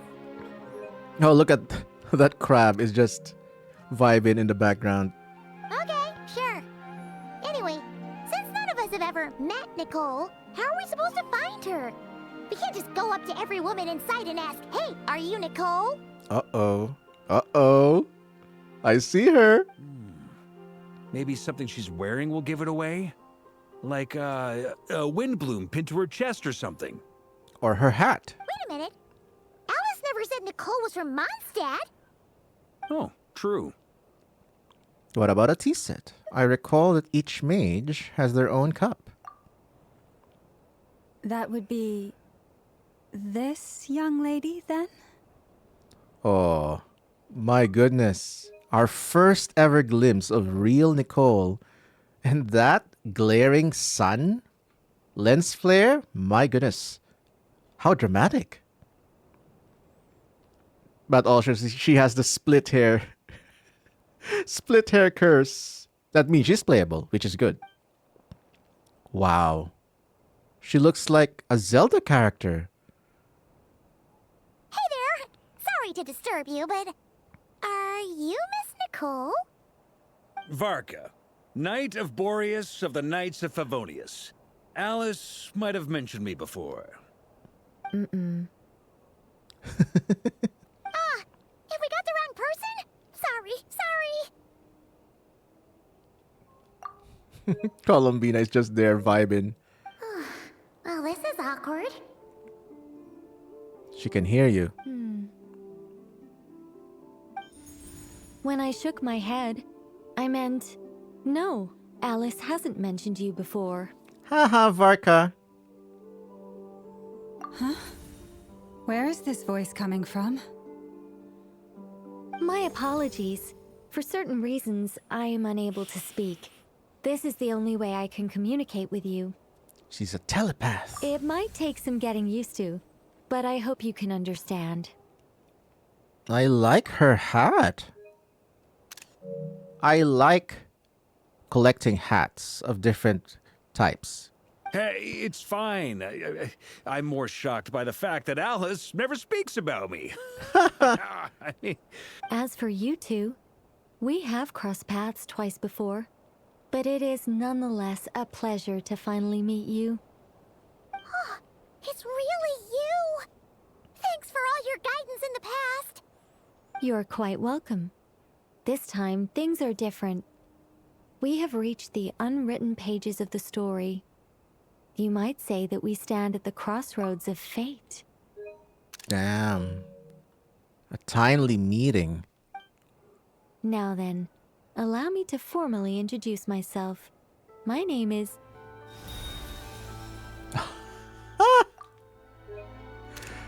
How beautiful.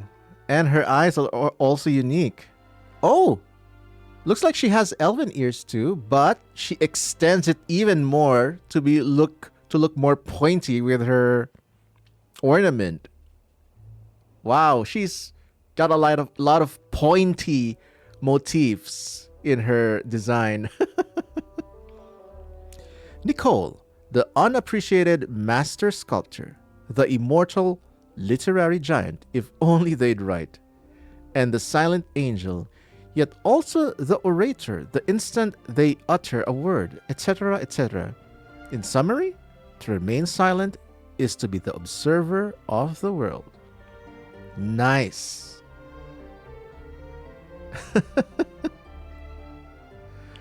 Yeah, this is amazing. Meeting two Hexen Circle mages for the first time in minutes away from each other. At least from my point of view. This is amazing. No, stop! Alice! I can't believe it! What? That was Alice? That is so funny. I had a whole speech prepared. I'd agonized over every single word. She always picks the worst moments to ruin other people's plans. Alice really broke the fourth wall. I'm so sorry about that. Alice took the liberty of devising some bespoke self-introduction magic for each member of the Hexen Circle. Oh, that's amazing. But I could have sworn I deleted all of the triggering conditions for it. How did it bypass everything? Oh gosh, this is so embarrassing. This is a very different side of Nicole than what we're used to. Is she not used to face-to-face interactions? Don't worry about it.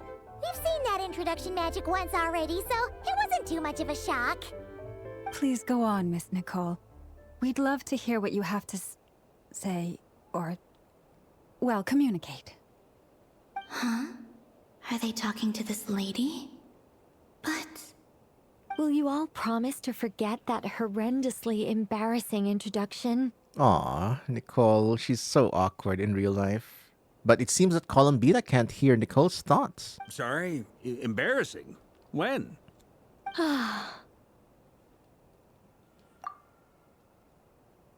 Among the words that hop out just now, I saw angel.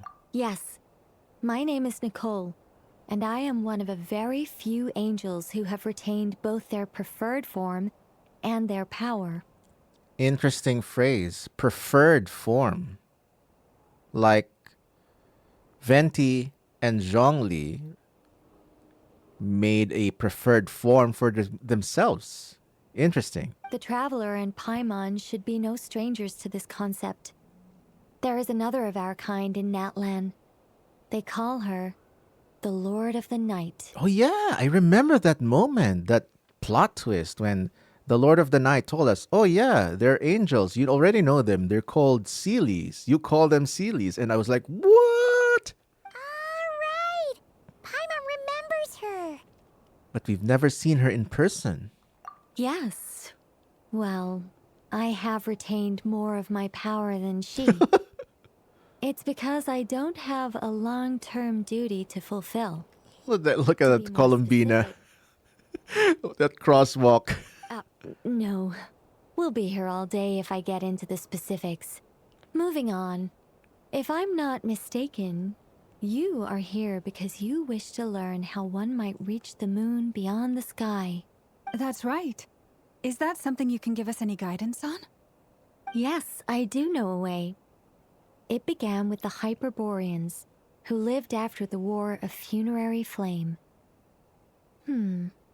Blank looks. Maybe I should start with the background of the war. Or maybe not. It shouldn't be an issue. I'll fill in the gaps for you when we have more time. Anyway, after that war ended, the three moons retreated to beyond the false sky. The Hyperboreans were humans I once aided. They accepted the civilization and creations bestowed upon them by the angels. Okay, this looks really nice. Even though they have NPC head models, looks like the costumes, the attires are custom and new. I'll call it the Primogem attire. They have Primogems, man.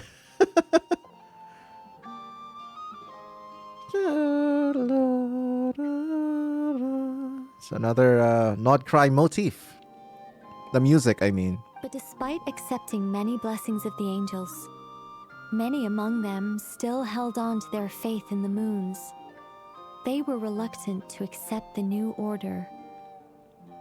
Even after the War of Funerary Flame, they sought to contact the moon goddesses beyond the sky and receive their guidance. Columbina's just playing with the animals now. This is so cute. This is so engaging to watch. And I just noticed floating feathers included in Columbina's phantom animation. That's pretty cool. But all three had passed away by that point. Or is it flower petals? Who passed away? Oh, the moon goddesses, yes. This mage has a unique method of communicating. Is she talking about the moons? Yes, but they did not know. And so, still they prayed for the moon goddess's mercy. After building titanic structures that consumed vast amounts of Kuvaki, at last they glimpsed the moons and heard their voices. Oh, so that monolith is some sort of communication device, I guess. But of course, they were gravely disappointed. For it was then that they realized the three moon goddesses were dead. Oh, that's such a sad story. It is. Humanity was in a very sorry state at that time. The angels who had once aided them were gone, and the War of Funerary Flames had left them homeless and destitute. Just a second, I gotta ask. How relevant is all this history to the task at hand? Very relevant, I believe. Well, I mean, it's... Okay, it seems we've drifted into irrelevant narrative waters. Varka skipping lore again. It's been a while since I've had the chance to speak inside someone's head. As soon as I got started, I lost control, and the words just flowed out like a waterfall. Oh, look at that. The crab is photobombing again. What I'm trying to say is... Right, yes, that's it. Aww. The relevant part is the ritual created by the Hyperboreans. Varka, look what you did. You made her blush. And not in a cute way. I think she's embarrassed now. Varka! Minus points for you. The fact that they bypassed the false sky and saw the true moons implies that they successfully built a connection between Tevat and the outside world.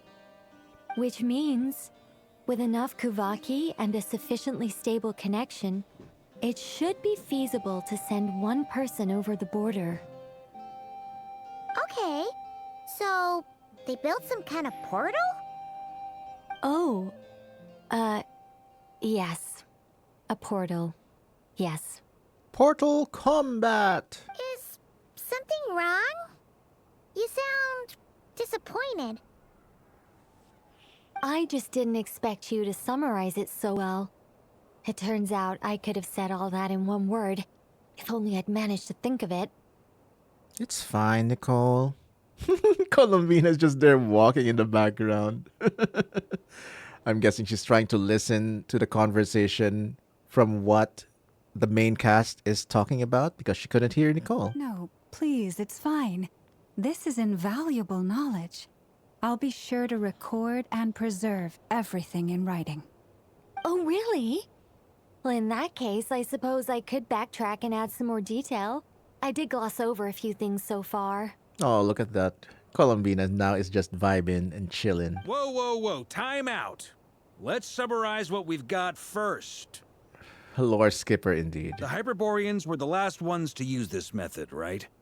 So we somehow need to find whatever structure they built and make sure there's enough Kuvaki to power it up. But I guess I understand Columbina doesn't have much time left. So at least someone is necessary to kind of hurry things up. Luckily, we have the moon marrow of both the eternal and iridescent moons, so we're all good for Kuvaki. Which means the key issue we need to focus on is finding the place. Am I right so far? This is a great photo. Great shot. Yes. Although, I expect the structure is long gone by now. That said, what if we could take advantage of the phantoms to travel back to a time when it still existed? Oh, good thinking. Well, travel back isn't quite accurate. It's more like we'd be creating a handshake between 2 points in space-time. We wouldn't even have to pick a time when it still existed. It could just be a time when it still appeared in phantom form via projection, or we could project our own phantoms, fold them together, and... Uh-oh.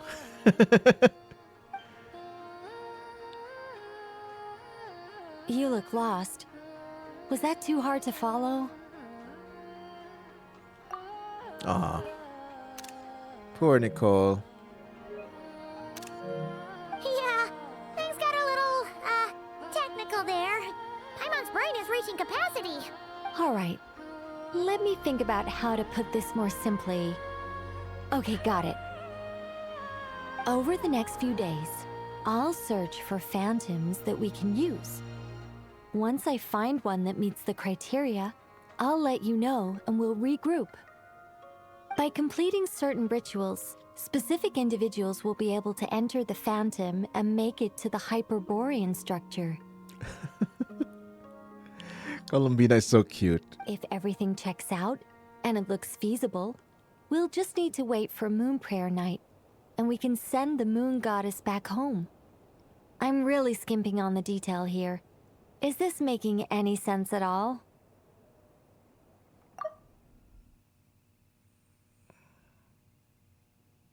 Even I need to kind of recap it. Okay. If everything checks out? Need rituals. I think so. For now, we'll just wait to hear from you. Yes. Basically, yes. Great. Counting on you.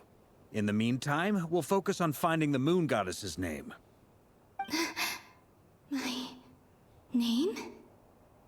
Are they looking for a way to stop me from disappearing? Finally! She realizes it. Excuse me, Miss... Go on, Miss Nicole. This conversation was a little all over the place. I didn't catch your name. Aw, that's so cute. Look at that animation.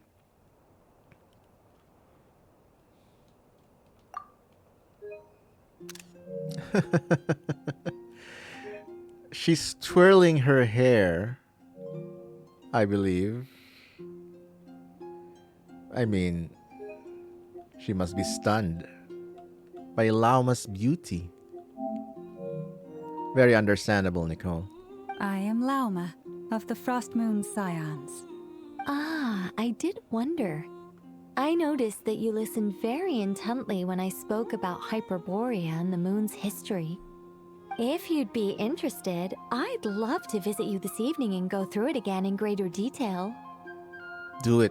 Also, if you were serious about making a record, it would be too risky to simply write down the raw details as is. I would suggest some tweaks. Maybe rewrite the stories as fairy tales or fables, perhaps even prayers. Smart. Because you can't have all the juicy details that might be controversial.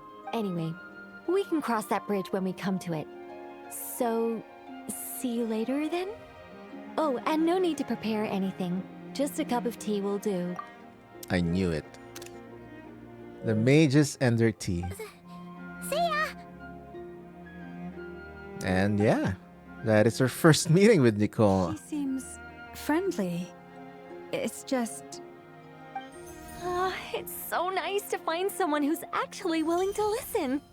I've been dying for a chance to finally go through all this systematically from start to finish. Any longer and I'd probably start forgetting it.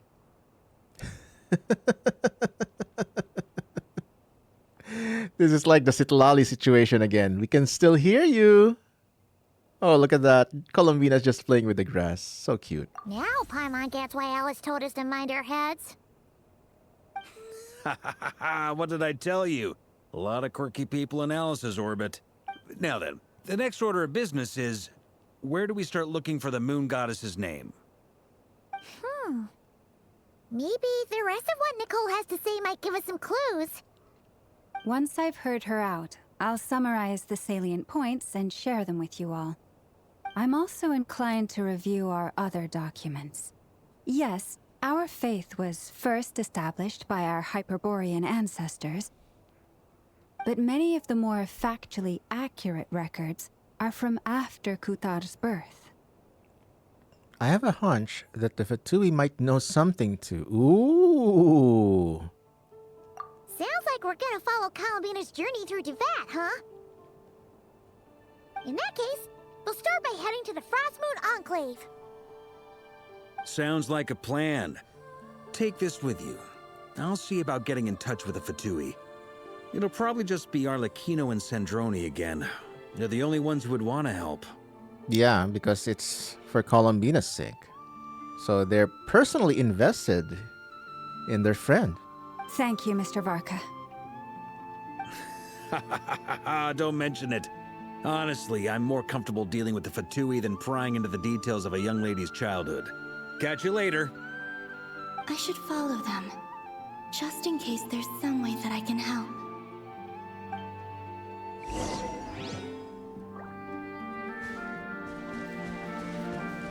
Yeah, this is... Oh my goodness, I'm so mesmerized with the storytelling. This is really nice. All the nice touches as well. All the cute little details. Especially that Columbina just hanging back while everyone is talking. That is a nice, engaging detail for me. And so far, no Inef and Aino. They're keeping the focus Frostmoon related. A while ago, I took the time to organize all documents in our possession that pertain to Kutar. What you see here is the material I consider reliable. You're saying there's unreliable material too? Yes. Most of the information we have was transmitted through an oral tradition. Inevitably, some of her stories were mythologized and deified over the years through countless retellings. That's why I organized them into reliable and unreliable. There's no sense seeking answers in history unless we can ensure the veracity of the historical record. Makes sense. All right, let's take a look through. It's time for Paimon Plus, the bookworm. Clear and concise would be one way to describe the writing style of these historical records, but you could just as easily describe them as terse and dry. Must be some sort of academic style of research writing. And since Llama already knows the material like the back of her hand, the quest to find any new information on these texts is tough going. Almost all these records refer to Kutar instead of Columbina. Although neither of those is her real name. Paimon's not sure what point she's trying to make. What we can gather from these records is that the Frost Moon Scions worshipped her as a god, placing impossible expectations upon her.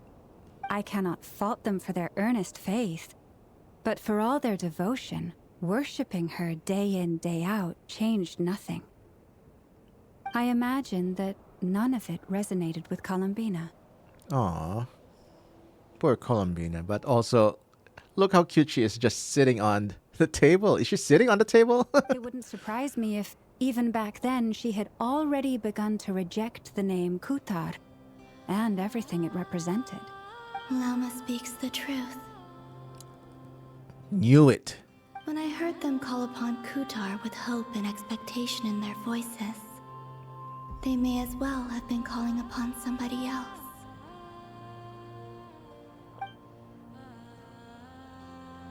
When you were organizing these texts, what criteria did you use? Well, that's a bit complicated. I looked at the level of detail, perceived authenticity, prose style, and how realistic their portrayal of Kutar seemed to be. Amongst the Frost Moon Scions of today, only I know of her existence, and I alone have spoken to her face to face. As such, I know that there are certain things she simply would never do. Yes, I know. That being said, I have sensed some changes in her lately. Changes? Me? Oh, look at that. She's so innocent. The way she swung her head sideways. That is like, oh, me? Are you talking about me? Seems like this is getting us nowhere. For what it's worth, why don't we check the unreliable sources too? Sure. Give me a moment.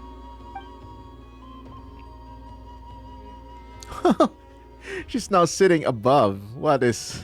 Exerting but a fraction of her divine might, Kutar sheared a great mass from the snow-capped mountain and cast it into the sea, upon whose surface shone the mirror image of the moon. Thus was formed the island of Hisi. That sounds like a mighty mythological creature.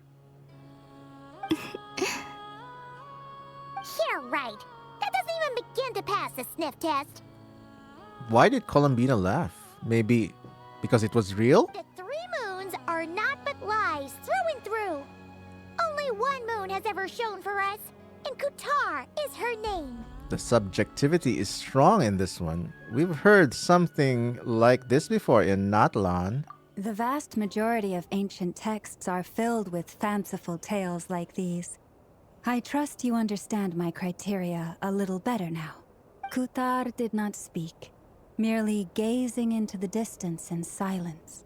And where her gaze landed, this was her prophecy. Clearly, whoever wrote this text never even met Kutar. Otherwise, they'd know that her eyes are always closed.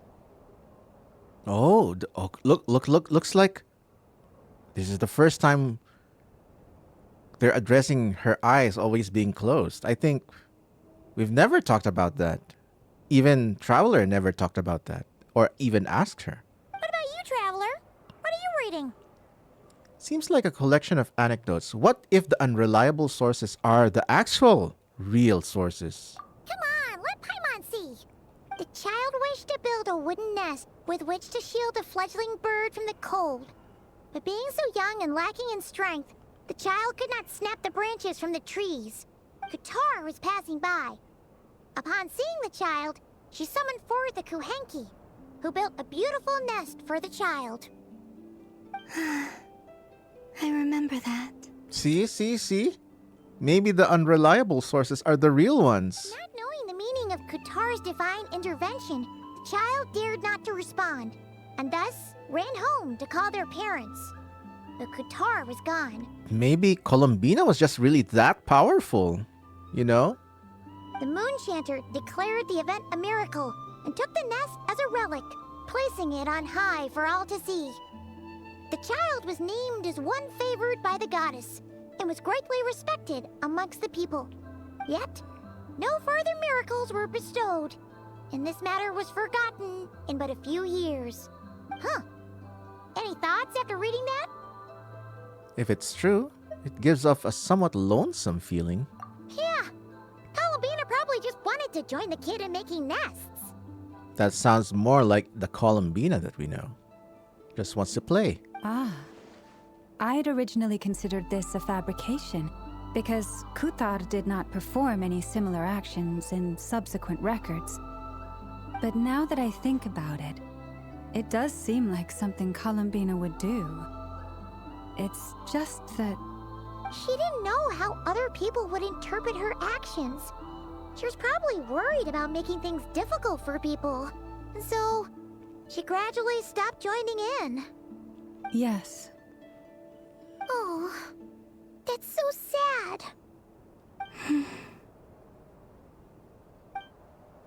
So cute.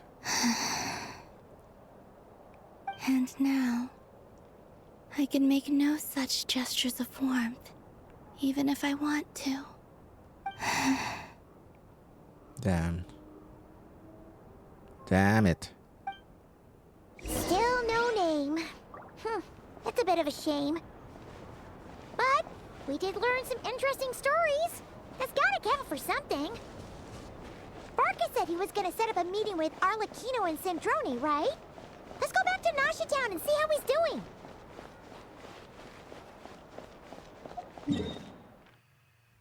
Oh, looks like my resin has fully refreshed.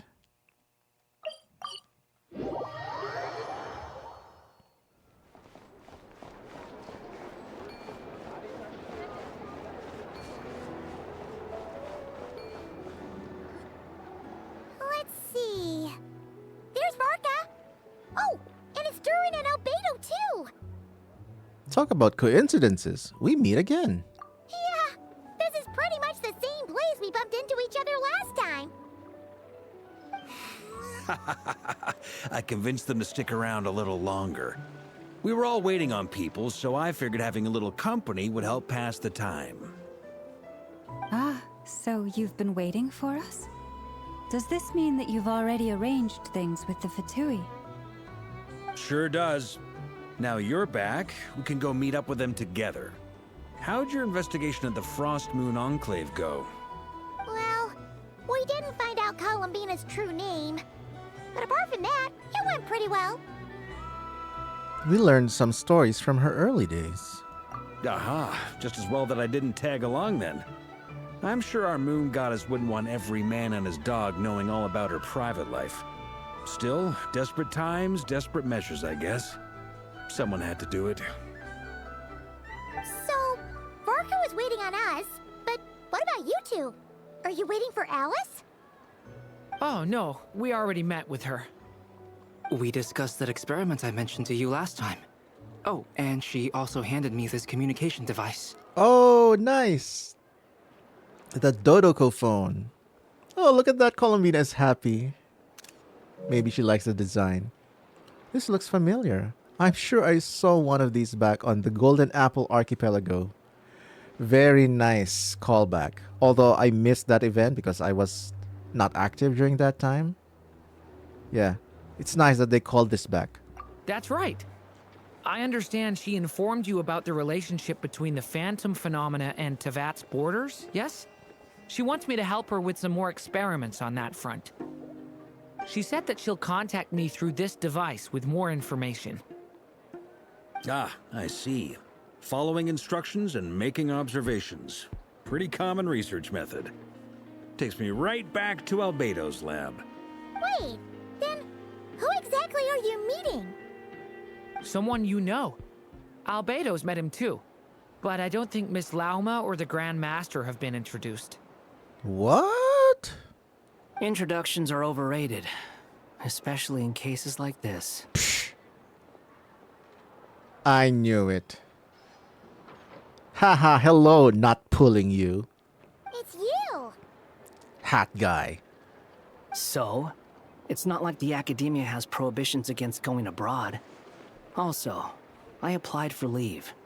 There he is. Not pulling you.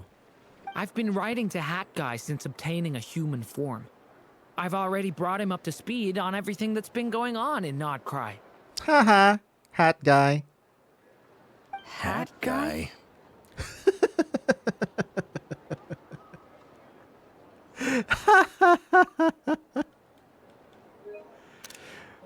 What a great scene. Turns out, I actually have heard that name before. Oh? Then why did you react the same way I did? I only knew the name, not the fella. But since we're all here, let's do some introductions for what it's worth. I'm Varka, Grand Master of the Knights of Favonius. Lauma, Moon Chanter of the Frost Moon Scions. And I'm a Driosh from the Vahumana Darshan of the Sumeru Academia. Hat Guy. Good to see you again, Mr. Guy. I believe we last saw each other on the boat ride here. Mr. Guy. So they came to Nod-Krai together. Mind you, the only reason I came here is because there's someone I want to look into. Who's that? Dottore, I'm guessing. And also, Colombina is smiling in the background. I like it. The Doctor, also known as Dottore, second of the Fatui Harbingers. Yep. Just as I thought. Another cute reaction face from Lumine. From the tone of your voice, it sounds like there's bad blood between you. Yep. I was reviewing our archives and noticed that a lot of information about him was missing. Left a bad taste in my mouth. That's all there is to it. Dottore, or Zondik, as he was then known, once studied at the Academia, but he got kicked out before he could graduate. Nice. Nice confirmation, on-screen confirmation, that he is indeed Zandik from that Sumeru event we just got recently. Zandik, I've heard that name before, back in the ruins, when the Ibis King mentioned that student. That was the doctor? Ah, now Traveler knows about it too. So the Harbinger's #2 man is a college dropout? How embarrassing for them. Last we heard, he was planning something. We actually heard that a few times before, even coming to Nocturne, but we haven't seen a trace of him since we got here. Oh, look at that. I wonder if Colombina will remember Hat Guy. But I guess she's also affected by Irminsul? But she's not from this world, so I don't know. He only appears when something interests him. For all we know, he might have left already. But the fact he did something here at all is worth noting. It'll fill a couple extra lines in his file. Why does it sound less like a file you're writing and more like a criminal record? That is appropriate. Anyway, we were just about to meet 2 of the other Harbingers. Want to come along? You might learn a thing or two about him there. Sure. Even though they're Harbingers, well, they're old acquaintances of ours, so, you know, when you talk to them, try to be... I got it. The Frost Moon Scions' relations with the Fatui remain tense. Forgive me if I do not attend. Good. In that case, we'll continue assisting Miss Alice with her experiments. Good stuff. Everyone's having a fruitful time. All right, we better get going. I'll lead the way.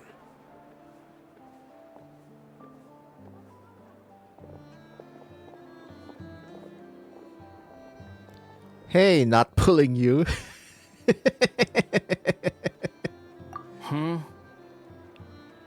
Are you here for revenge? Well, yeah. That's obviously part of it. But I'm not the only one who has a score to settle with him. Nahida too? Neither you, nor Lesser Lord Kusanali, nor I want to see him meddling with things again. Fair enough. One other thing. When we return, let's talk about Columbina. What's the hurry? Don't worry. Pigeons always know which way home is. After the conversation ends, the group splits in 2 teams. Nice. Hello again, Lady Harbingers. You made it. Who is this?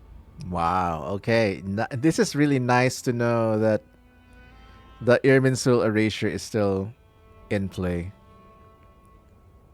A scholar from Sumeru. They call him Hat Guy. He's an old friend of the Travelers. Also, an old colleague of yours, but you don't know that anymore. Wait, this is the academia representative you wrote about? He doesn't exactly look the part. I believe this will prove my identity. You'll notice it bears the seal of the Sanctuary of Surasthana. Well, what do you know? So it does. All right then. My mistake. It's fine. I expected as much. What? So as I mentioned in my letter, the Academia's got its eyes on Dottore. But this matter remains top secret. Apart from those assisting in the investigation, the fewer people who know, the better.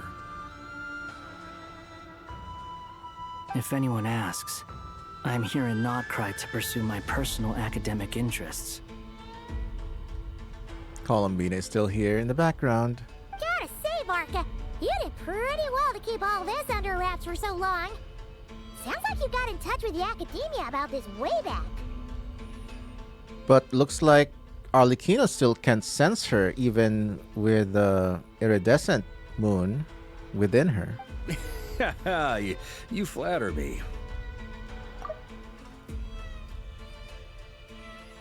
You're all harbingers. What reason would you have to disclose information about Dottore? Yeah, your colleague. Where do I even start?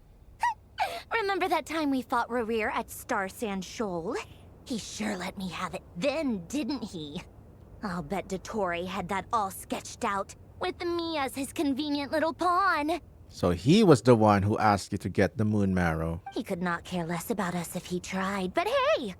The feeling's mutual. Even more confirmation that the Fatui harbingers are not all friends.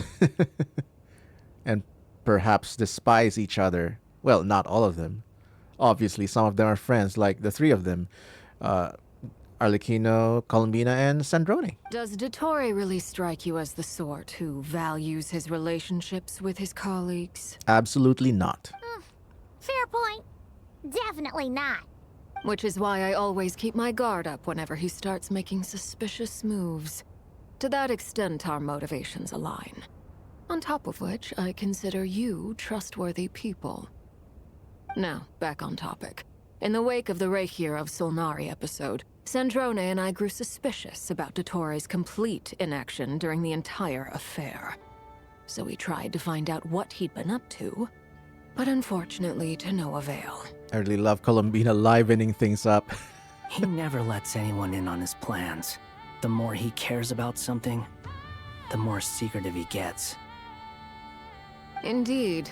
Perhaps he believes that by keeping a low profile, he can avoid trouble. But that trick isn't going to work on his colleagues. They all know him too well by now. Yeah, I mean, he's been researching the ancient moon's remnants. And he's been trying to get his paws on the moon marrows. Only an idiot would believe he doesn't have something more planned. With this in mind, I returned to Snezhnaya and relayed my thoughts to Her Majesty the Tsaritsa, entreating her to have him recalled. I wonder if Dottore can just disobey the Tsaritsa. That's pretty direct. Did the Tsaritsa agree? Yes, I made it abundantly clear that the Fatui's business in Nod-Krai is almost concluded, and we do not need 3 harbingers in this territory. Her Majesty concurred. Further confirming that the Fatui Harbingers communicate directly one-on-one with the Tsaritsa.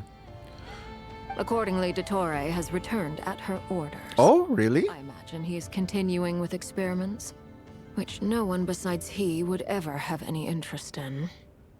That's suspicious. He just returned like that? I don't think so. Common sense might mean nothing to him, but he's not stupid. He knows that no good can come from opposing the Tsaritsa. Tsaritsa? Smarts alone won't get him all the way. He needs the Rooster's resources and Regrator's Mora, both of which the Tsaritsa can strip from him by waggling a finger. Damn, all the Fatui Harbinger name drops right here, except Child. Haha. But doesn't he have a track record of publicly following orders while going against them in private? He probably has it down to a fine art by now. Wouldn't put it past him. We worked together on a research project once. Only briefly, but it was enough to show me that we're fundamentally different people. He has no interest in doing things methodically, stage by stage. His thoughts jump all over the place, and the moment his curiosity is satisfied, or he gets the results he wants, he disappears. Oh, looks like Columbina is just savoring the way Marionette speaks, it seems. She's happy to be here and witnessing all these moments with friends, old friends and new friends. The only similarity we share is that once we set our minds on doing something, we will see it done, whatever it takes. Oh, we definitely saw some of that in your battle with Rerir. You got so competitive. Ugh, do not remind me. Then I believe we all concur. Dottore will not simply give up. Fantastic. Now this is turning into a whole day of unpleasant memories. Ugh. Are you talking about the moon marrow stuff? He also strikes me as the kind of person to disregard experimental regulations, ruin all the equipment, and go way over budget. Then leave the first person he can find to deal with the fallout. Exactly. This one time, he was running some high-temperature experiment and the substance exploded. But does he care? No. He orders his subordinates to open the device so he can observe the results, which causes the gas inside to leak out. That gas was poisonous. If I hadn't been there, who knows how many people might have died. And after all that, he left while I was still cleaning up after his mess. What a waste of time, he said. Waste of time? The nerve! He wasted my time! The poking. You've been bottling that up for a while, huh? Hat guy, I must say, you seem awfully familiar with internal Fatui affairs, especially when it comes to Dottore. Thank you, Lady Harbingers, for providing such valuable information. I have no other questions for now, so I'll be on my way. Wait, what? You're just gonna leave? He doesn't want to alert suspicion, I guess. You're welcome to join if you want. No. Ugh. Just when Paimon thought he'd finally mellowed out. Nope. He's hopeless. He makes quite the impression. I'll say. I've met tons of headstrong people, but not many of them would join me in bad-mouthing Dottore. Anyway, back to the main agenda. Barca, you said that Columbina has gone missing? Or rather, disappeared. She's right there. She's poking your cheek. Yeah. We're working on building a connection between her and this world. The simplest method is to find out her real name. Look at Varka being all confident and just stepping on that footstool, I guess. I've actually asked her that question before, but she said she didn't know. Considering our relationship, I doubt she was lying to me. She could have just given you a pseudonym. What did she do while she was with the Fatui? As far as I recall, she was never dispatched by Her Majesty to claim a gnosis or anything like that. The Tsaritsa's plans had long contained a place specifically for her. I always thought that was weird. What could she do that the rest of us couldn't? Well, she's an actual goddess. Knowing what we do now, it's probably something related to Kavaki, right? More than likely. When she first arrived, Columbina would often go to Her Majesty and ask when she could start the task assigned to her. But Her Majesty always gave the same reply. The time has not yet come. So she spent her days in Snezhnaya doing basically nothing. But living free rent, free food, free lodging? Yeah, that's a comfortable position. Oh, look at that. I can't believe they really animated this. Is this one of Columbina's idols? She's just playing with kicking the air? Oh my goodness. The Tsaritsa has summoned a beautiful blind maiden to be a harbinger, giving her the third seat by virtue only of her enchanting voice. Sounds like jealousy, but also admiration. She's smiling. Blind maiden. Interesting. It was a dumb and stupid rumor, but the reality of the situation made it hard to refute. And what happened after that? I imagine she stopped caring. She no longer seemed to care why she had been recruited, and Her Majesty never gave her any missions, so she just continued to sing in the flower garden. For my part, I was busy. So busy, in fact, that watching someone be that idol had me fuming. But still, I got the sense that she had long been used to a life of other people claiming she was needed when she wasn't. Damn. That's a sad thing. And also, she's so jealous that Columbina just gets to hang around. I just felt that having a place to stay would cost me something eventually. Yep. And so I waited quietly for the day that I would have to pay the price. And what a prize it is. And on the other end of that spectrum, you had me. Someone once told me that I had the lousiest work and the toughest luck. That's a good way of putting it. I forget who said it, but those words have always stuck with me. Sounds like something not pulling you would say, no wonder. Ah, they're remembering some memories, but not remembering who said it. But you've done your job exceptionally well all this time. Because at heart, you are a conscientious person. Yes. Thanks for telling us all this. What is it? Something come to mind? It's nothing. I'm just even more eager to learn her name now. I want to shout it to her from the rooftops. That makes sense. Nothing screams you are needed like your name shouted from across the town. Well, good luck with it. But if you ask me, Columbina is still the most shoutable name. Oh, she loves it. She loves her. I'm just so used to it now. After all the arguments we've had, I can't be bothered trying to remember another name for her. Nor I. But what would they argue about? Sandrone. Harlequino. Aww. You chat further about interesting moments from Columbina's past. Oh! Huh! It's a Sealy! Does that mean Nicole has news for us? Is that Mr. Nine?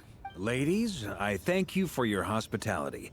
If the chance ever comes up, I definitely owe you both a drink sometime. I'm sure it will. You can make your own way out. Heck, you've been here enough times, you probably know your way around better than I do. Take care, everyone. We'll be in touch if the situation changes. Okay, time to do what adventurers do best. Follow that Sealy! Haha! How nostalgic. And it's a Mondstadt Sealy at best. Hey, Durin icon. Ooh. First reunion between the oh, forgot they traveled together. I guess on screen then. Oh, hat guy. How come you're back so soon? Did things go all right with the Fatui? Fine. Dotori's been summoned home by the Tsaritsa. Couldn't get much more than that. How about you? Any progress with the investigation? Unfortunately not. We've tried everything.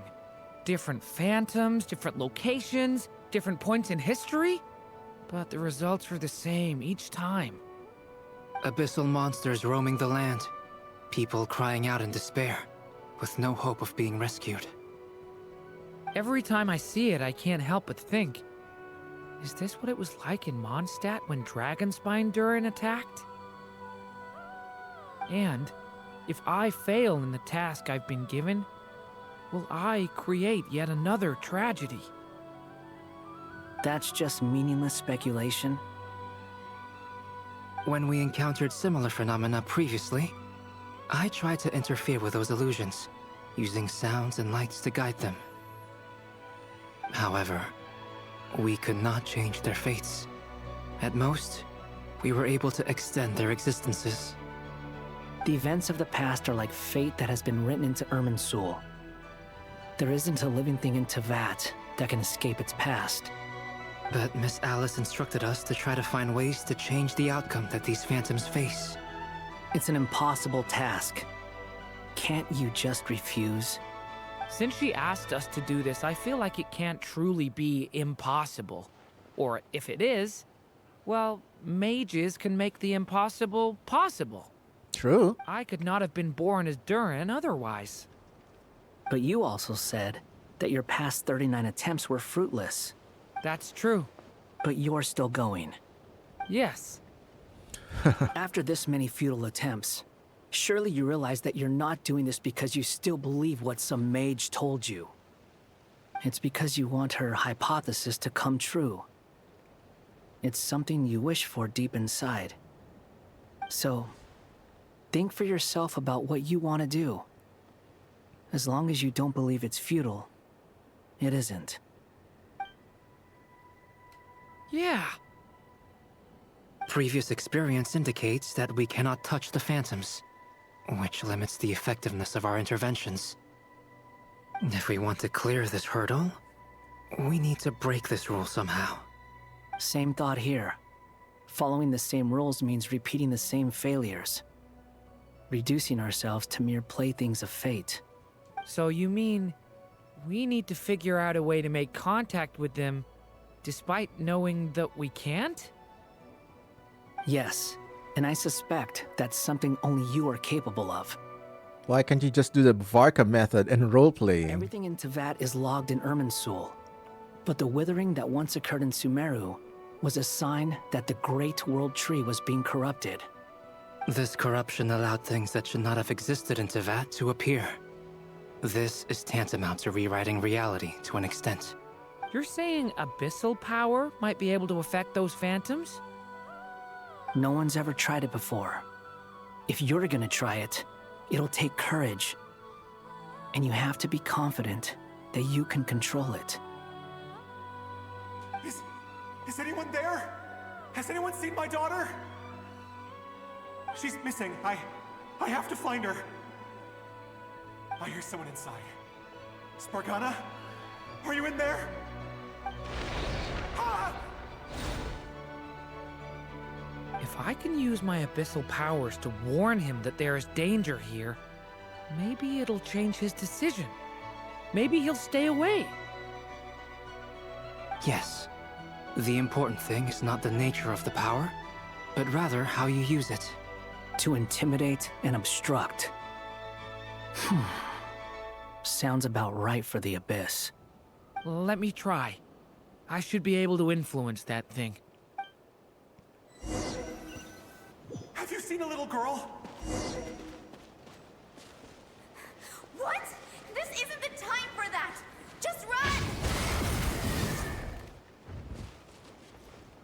Stone pillars. I hear someone inside. Spargana? Are you in there? All right. Get back!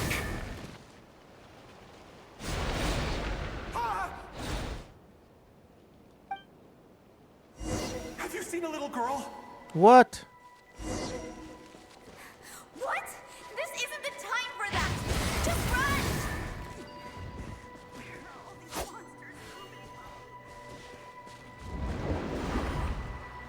I hear someone inside. Spargana? Are you in there?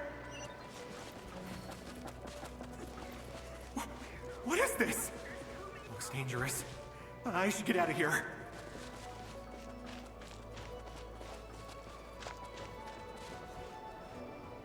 Finally. He really left. Huh, we did it! Don't celebrate too soon. Follow him. See what he does next. Monsters approaching from the front. You need to stop them and create an opportunity for him to hide.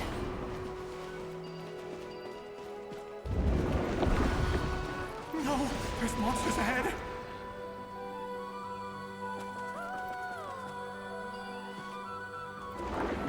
Wait, is that the barrier I saw earlier?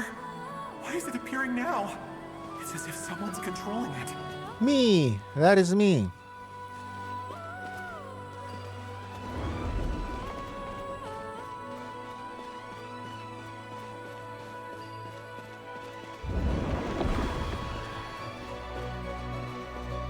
What now?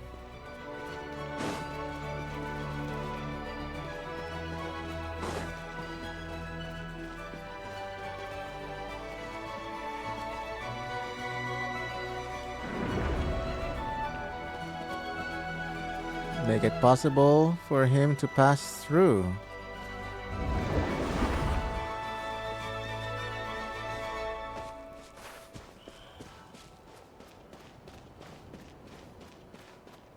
But how? Oh, okay. The monsters are gone. Is it safe now? Got it.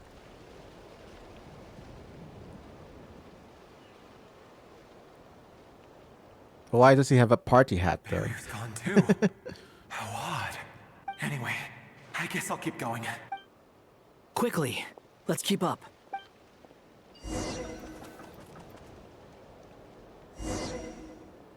Wait, there was someone else here?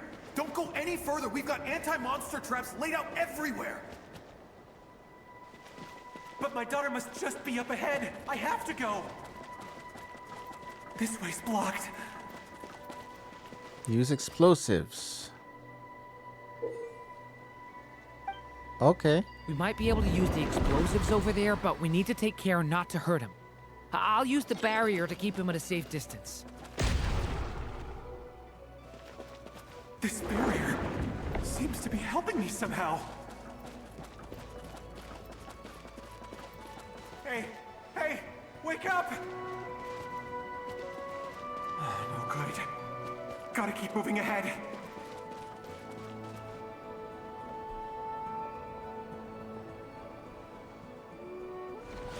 So many monsters!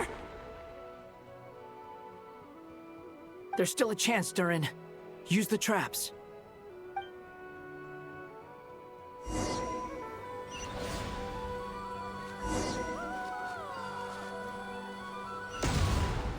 Take that.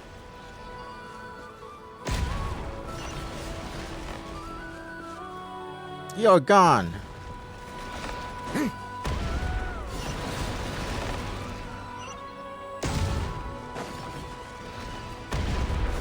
There's so many now. Any more? Okay, I guess that's it. This is a new development. I've never seen this happen before. We might just be able to save this person. So Alice was right. It is possible.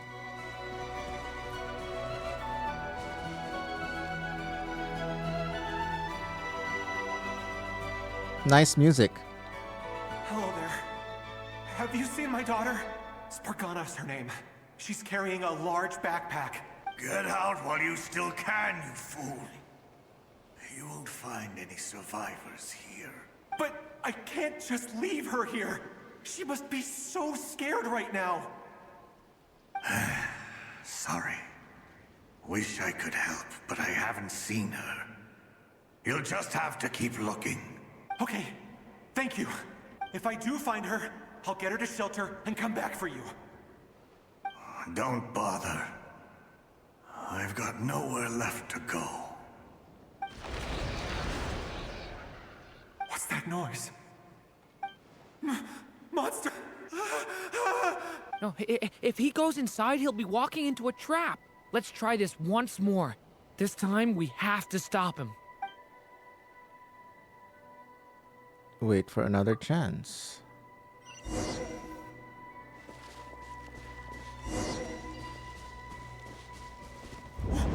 Why? How will I know where Spargana's gone like this? You know what? I'll trust this strange barrier. It's gotten me this far after all.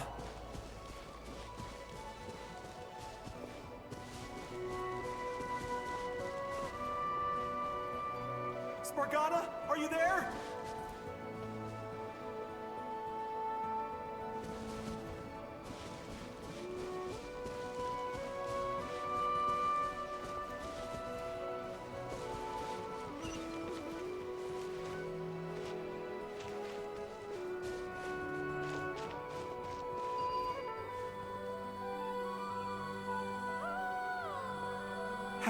Hello, I'm looking for... Looking for what? Everything here belongs to me. Get 'em, boys! No.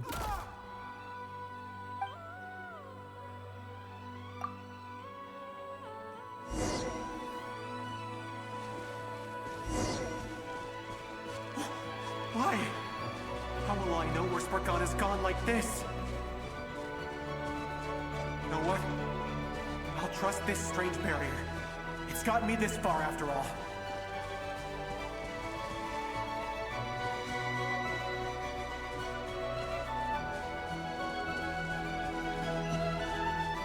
What? Spargana, are you there? Haha. Take that, bullies.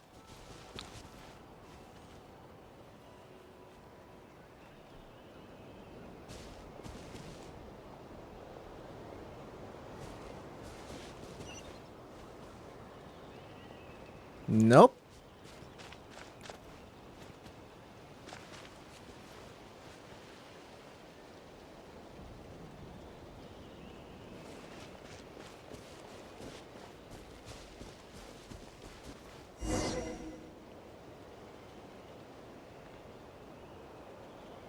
Huh?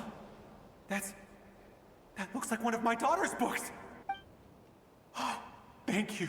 Thank you. Yes, it's one of hers for sure. That's her name on it right there. She left her backpack here. Durin, just like last time. Use the explosives.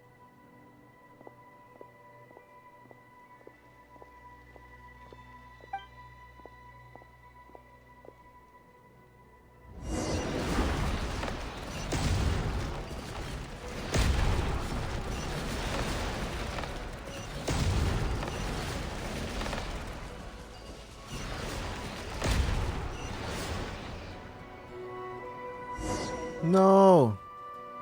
It won't work. There's not enough left.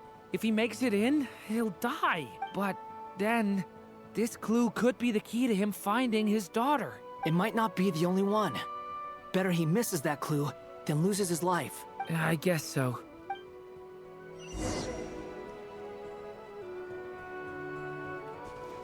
Stop him, Durin.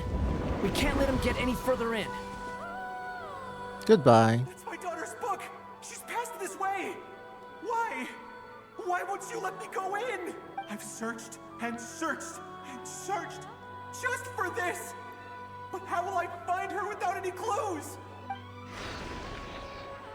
I no longer have anywhere else to go.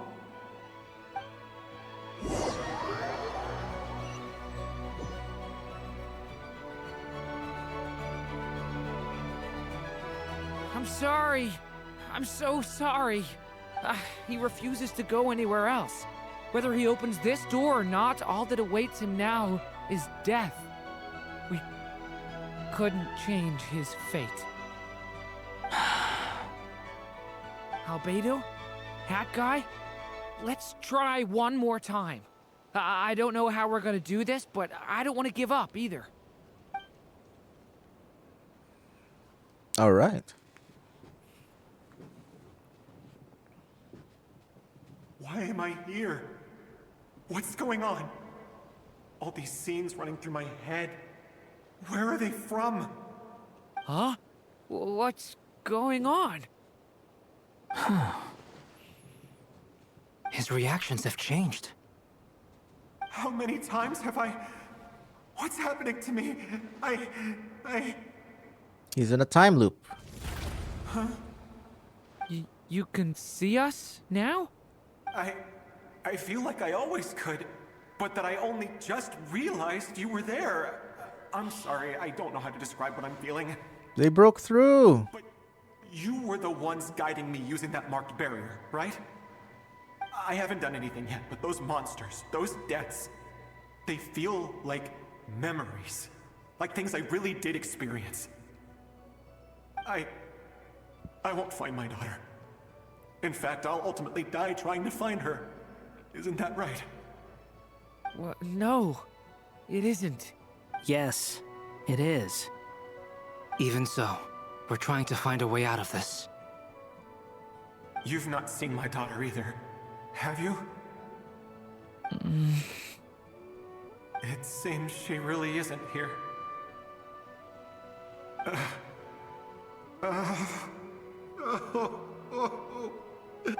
I'm sorry we couldn't help you.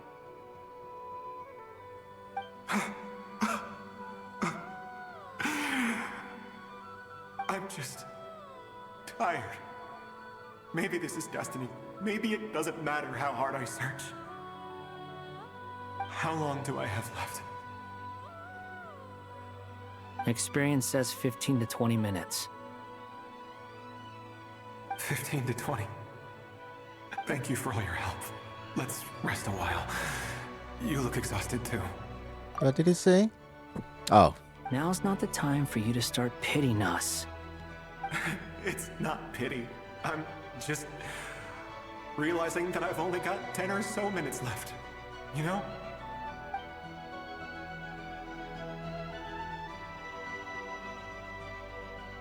You say you're from Mondstadt, yes?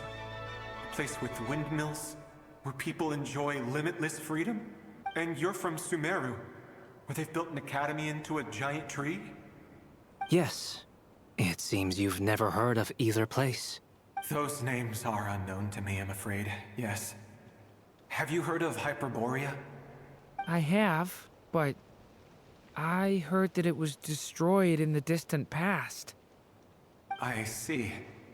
That was where my ancestors once lived. What about Delphi Pytho? Was it later rebuilt? I've never heard that name. Then what about Sal Vindagnir? I have seen that name on stone tablets on Dragonspine. But I'm afraid the only things left of that place are its ruins. I see. Sure enough, there was no way to turn this around, huh? I'm sorry. I was the one who asked to chat, but it seems like we're too many ages apart. There's barely any common ground to start from. It's all right. We did hear something new, at least. From how you speak of your lives, things must be going all right for you, I guess. Relatively, yeah. They are. Mondstadt is a place of freedom and happiness. There's a lot of good people in the church and the Knights of Favonius, and even outsiders find that it's an easy place to feel at home. We have festivals a few times a year. Everyone gets together to drink, sing, and be merry. Sumeru is a lot more uptight. Not really the kind of place where you can relax. It's a nation fraught with problems wherever you look. That's just your opinion. But if all you want in life is to seek knowledge, I guess it's pretty much paradise. That's wonderful. In other words, after this all-devouring black tide passed, Humanity did not merely avoid extinction, but rose to build prosperous civilizations anew. I mean, I can see you all right now. That must mean the future isn't a total mess, right? That's true. Well, time's almost up. Let's part ways, I think. Might be best if you don't waste too much time on me. The chances are slim, I know, but I'd like to spend these last few minutes looking for Spargana. If things work out, I'd love to tell her about what I've heard. May we meet again. Well, or not, most probably. In that case, may your wishes come true.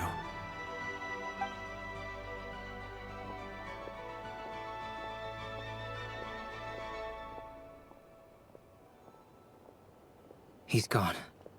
In a few minutes, he will meet the end that was his to begin with. The ending of this tale did not change, but I believe that we've just made the most progress we have yet. May your wishes come true. If only it were so simple. Oh, he's referring to Primo Gems, of course, duh. Hat guy, could I ask you a question? You've never talked about your past.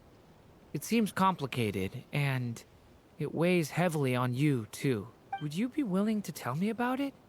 I mean, sometimes it's better to get things out in the open.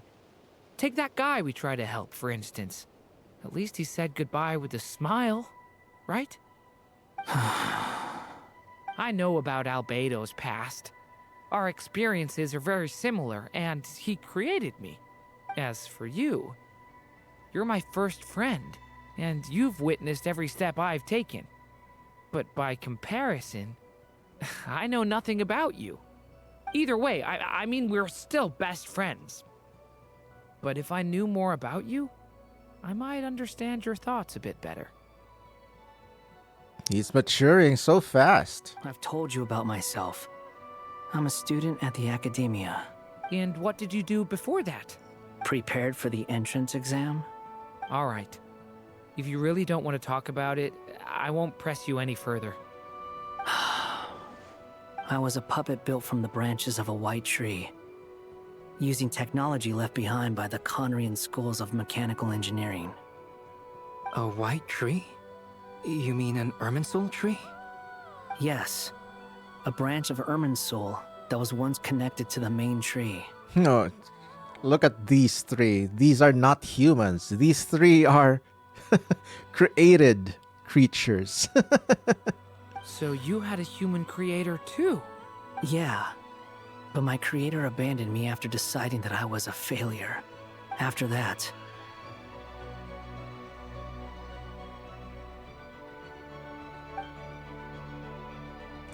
Ah, the Balladeer. Durin. Resisting the influence of the Abyss, suppressing the urge to destroy, trying to do the right thing. None of these things are easy, but no matter how hard they are, trying to rewrite past wrongs is far harder. You asked me if you would create a new tragedy if you failed. I told you there was no point speculating about that.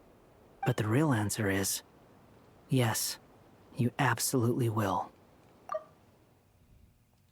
That guy. But at least you've got people here to help steer you away from the wrong path. So, just keep aiming towards the light. I will. I promise. All right, break time's over. Hello? Durin speaking. Alice. Hello, friends, it's me. What have you been up to, I'm detecting some unmistakable fluctuations here at the border. The amplitude isn't particularly high, but they're completely different signals from the ones before, and the scale is comparable to those I've detected previously. Alice, we were unable to save that person. However, he appears to have retained a portion of the memories gained through that cycle, and was able to hold a conversation with us. I see. Well, that is rather odd indeed. It definitely merits further attention. Could I trouble you to keep trying the same approach? I need to gather some more data. Counting on you. I should probably have Nicole come and check this out as well. Yes, have another witch.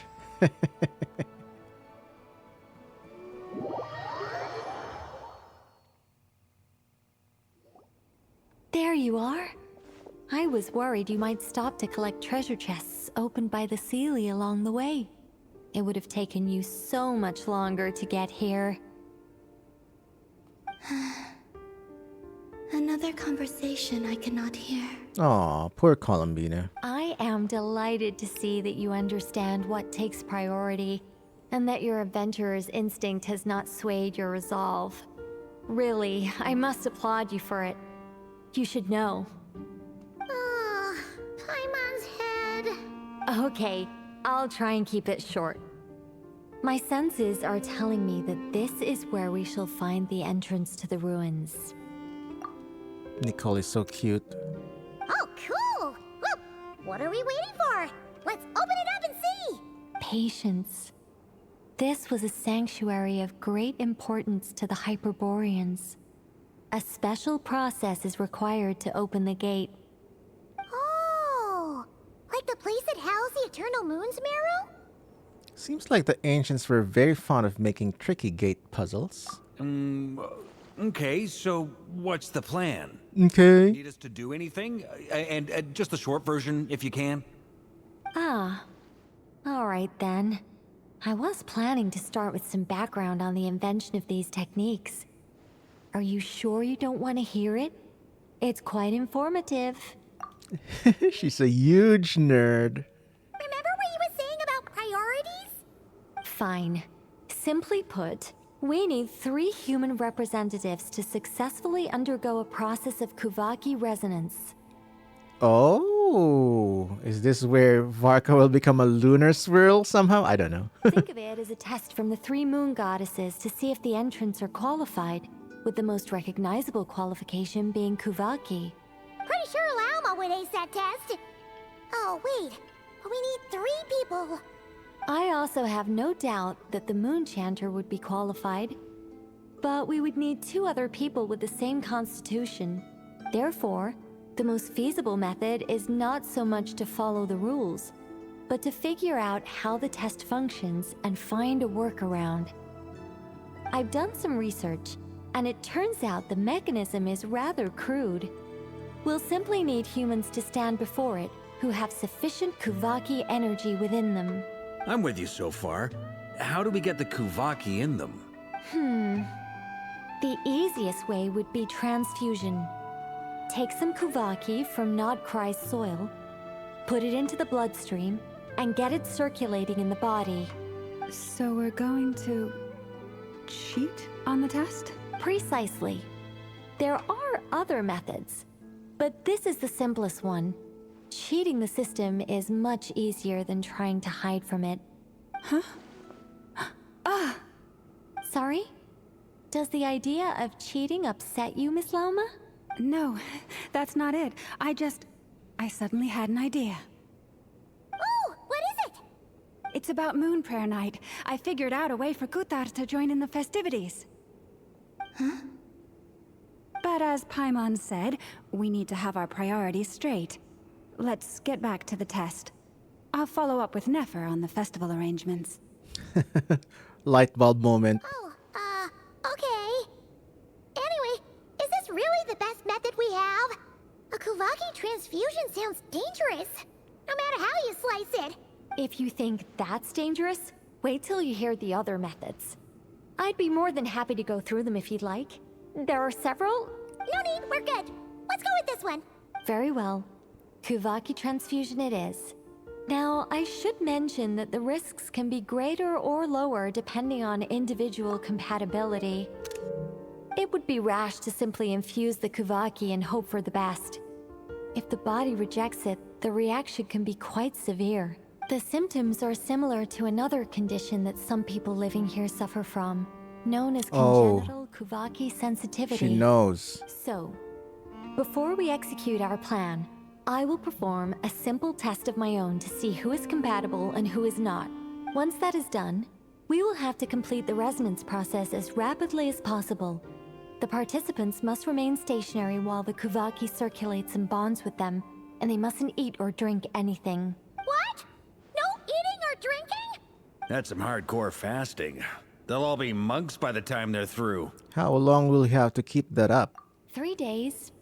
Oh, that's so long! And we still need to find 2 more people who are not just compatible, but also willing to volunteer. Fasting? What are they talking about? I'm willing to volunteer. Don't you want to think this through? Haha, count me in too. 3 days without food? I can handle that. Miss Nicole has made it clear that this is the easiest way. The way I see it, there's nothing else to discuss. It's time to step up. Compared to having Columbina disappear completely, fasting her for a few days is nothing. Aww. You're right. In that case, Paimon volunteers to be captain of logistics. She'll keep the fires lit and grab some spare clothes to keep you comfortable.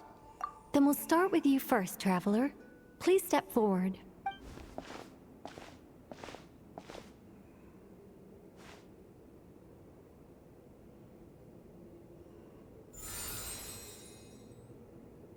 How's it going? Do you feel anything? No.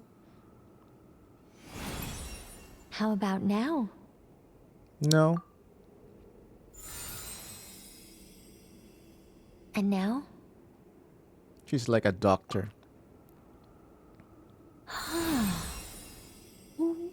What about now? Nothing at all. Guys, it's not a competition, you know. All right, I'm officially impressed. Even as a descender, you can withstand far more than I imagined. It's like I summoned a giant stone titan to arm wrestle you, and your arm hasn't even moved an inch. In my last attempt, I infused 5 times the amount of Kuvaki required. Yes, safe to say, compatibility won't be an issue for you. You're eligible to join. You're next, Mr. Varka. Sure, here goes nothing. All right, I'll start where we left off. 5 times the required Kuvaki dose. Whoa, whoa, whoa. Hey, Look at that expression. Sorry, Varka. How's it going? Ooh, no, not great. I kind of want to puke. Feels like I've been drinking too much. A few bottles of wine, then a big stein of Dark Horse. With some hard liquor from Leo I mixed in. Look at that expression on Nicole. You think this is funny? I just lost to a young lady in an arm wrestling contest. I'm never gonna live that down. My apologies. I'll lower the concentration and try again. She was pushing Varka so hard. How's it going now? I'm not as dizzy as last time, but I can still feel it pulsing around. In that case, you wouldn't be an ideal choice, Mr. Varka. Let's try someone else. There goes your lunar swirl dreams, chat. Okay. Let's go ask some of our other friends then.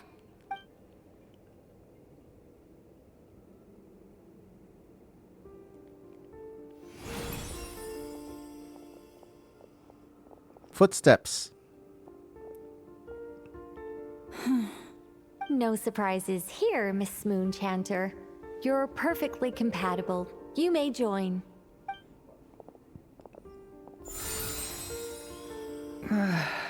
Nope. Not you, Nefer. I'm getting a slight headache. Shame.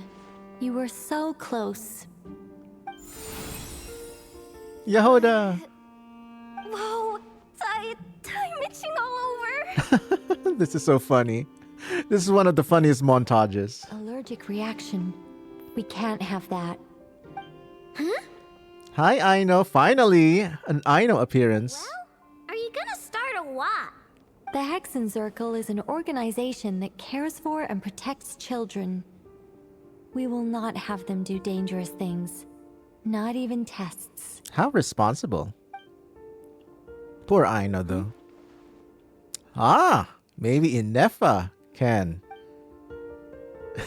Is something the matter? The candidates have to be human. I guess that rules me out too. Uh-oh. You'll be forced to reveal yourself. Huh. Everyone except the Moonchanter got beaten. Guess I don't need to feel so bad after all.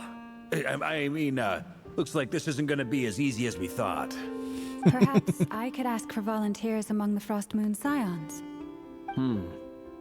I'll see about talking to some trusted Lightkeeper colleagues. Itlua springs to mind. Oh, wait a minute. I thought it was Iluga.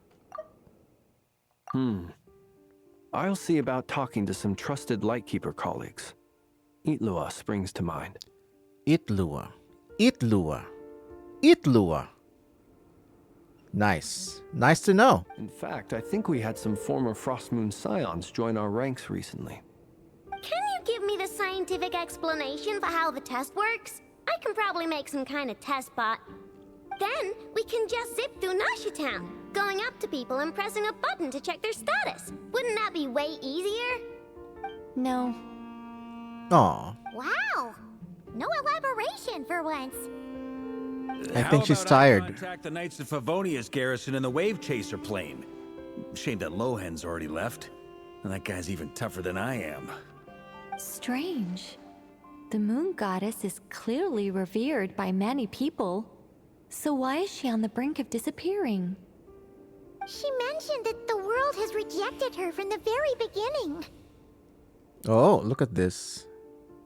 Everyone's here. And when we fought the Reikir of Solnari, it seemed like she exhausted her power for our sake. But also the three boys, Albedo, Durin, and Hat Guy, are not human, so they don't need to be here. Also, Paimon's not sure revered is the right word for how people feel about her. Gratitude, certainly. For my part, anyway. It's basic reciprocity. She helped us, so she deserves our help in return. Wow, Nefer being generous, that's a first. Yeah. Even though she looked like she didn't care, she still saved a ton of people, including me. A review of the relevant data leads me to conclude that Miss Columbina is a good person. True. Yep, you bet! They really think so? Mm-hmm. Even I think so. Oh, she's smiling and happy. I'm super surprised that Columbina isn't her actual name, though. I think it really suits her. It's light and graceful and... yeah, just a really pretty name. I know, right? I know. Unfortunately, that's not our decision to make. Columbina. That was the code name the Fatui gave me. But it also came up in the song I heard when I was born. Maybe Columbina is her real name after all. But she just has to remember it. Maybe that's the explanation. What? Is that really all there is to it? What do I truly think of my own name? Maybe she has to accept it. Is there anyone left who will still call me by that name? She told me to pick whichever name took my fancy. Why did I pick Columbina? Maybe because I felt that she never wanted to become Kutar and be worshipped as a god. Moon Prayer Night is getting closer by the day. We're running out of time. We need to look for other candidates. Oh, there she is. Then allow me to try. Clutch. Huh? What are you doing here? Helping a friend. Hello. You contacted your friends via the Adventurers Guild. Sandrone has been keeping an eye out for something like that, so she informed me. See? She's spying on us. Sandrone, I mean. Since I have the ability to accommodate a moon marrow, I should prove to be a suitable candidate. Man, we're gonna have an outing with Lady Moonchanter, Arlecchino, and Traveler. Arlecchino. When can we begin? Now. I see. We can begin right away.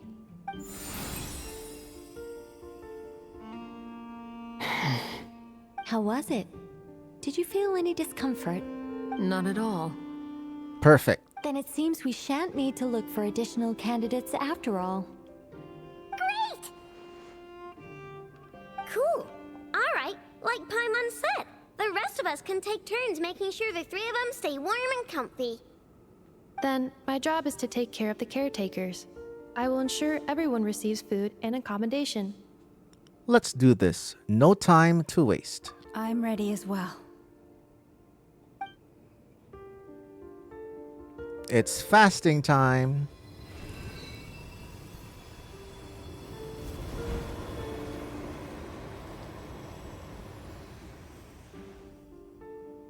My job here is done.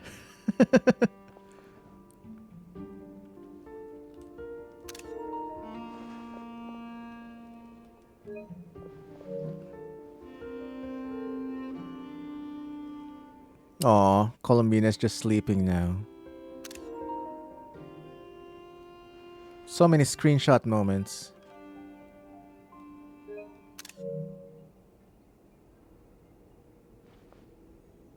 Oh, uh-oh. She's losing strength.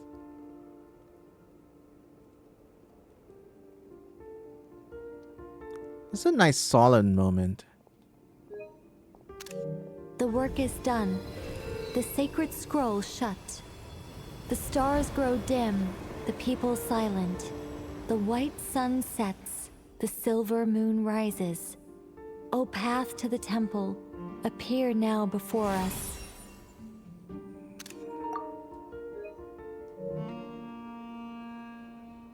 Ooh, look, Nicole being so serious now. Did they really just stand there like that for 3 days? Wow! It really opened! So that's what all this is about. They've been trying to open this gate. Come, let us enter. Wait. It might be best to eat something first. Take care to chew properly and swallow slowly. It will give your body time to readjust to the digestion process. Look at Aino and Paimon eyeing those treats. That's not for you, though. They will head in soon. They will need to enter this gate.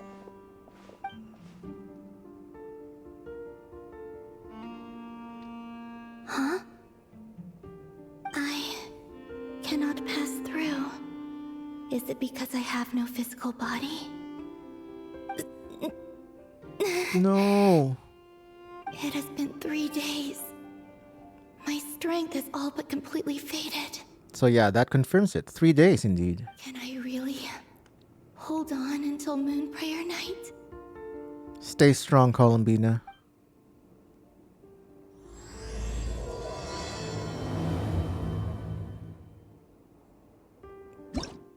Act 6.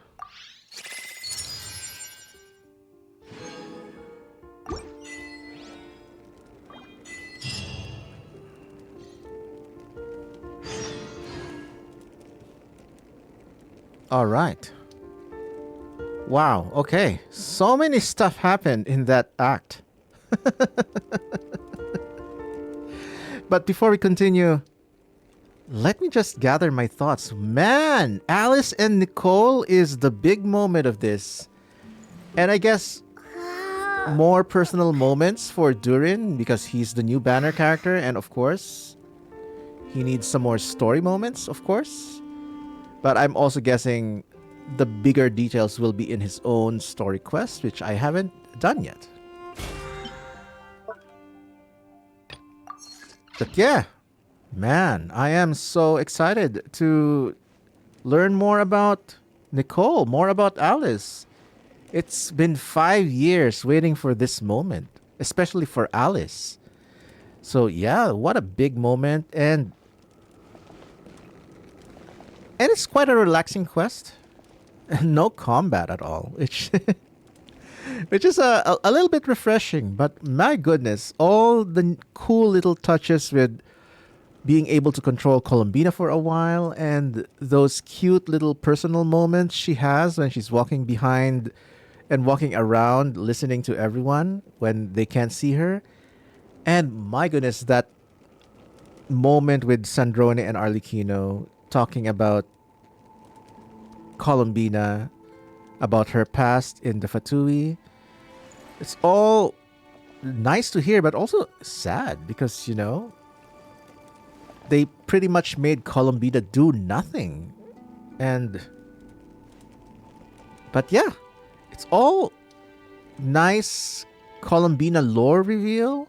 We're learning more and more about our beloved moon goddess. And by the time she releases in the banner, I'm pretty sure all those who've been keeping up with the quest, such as me, will just have grown an emotional connection with her character. And, you know, we're all gonna pull.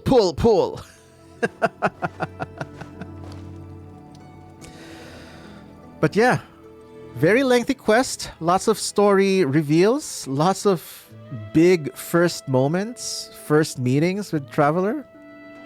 Overall, I enjoyed it. I would say 8 over 10. Because it's pretty much a middle chapter. But yeah. Let's head to the next one.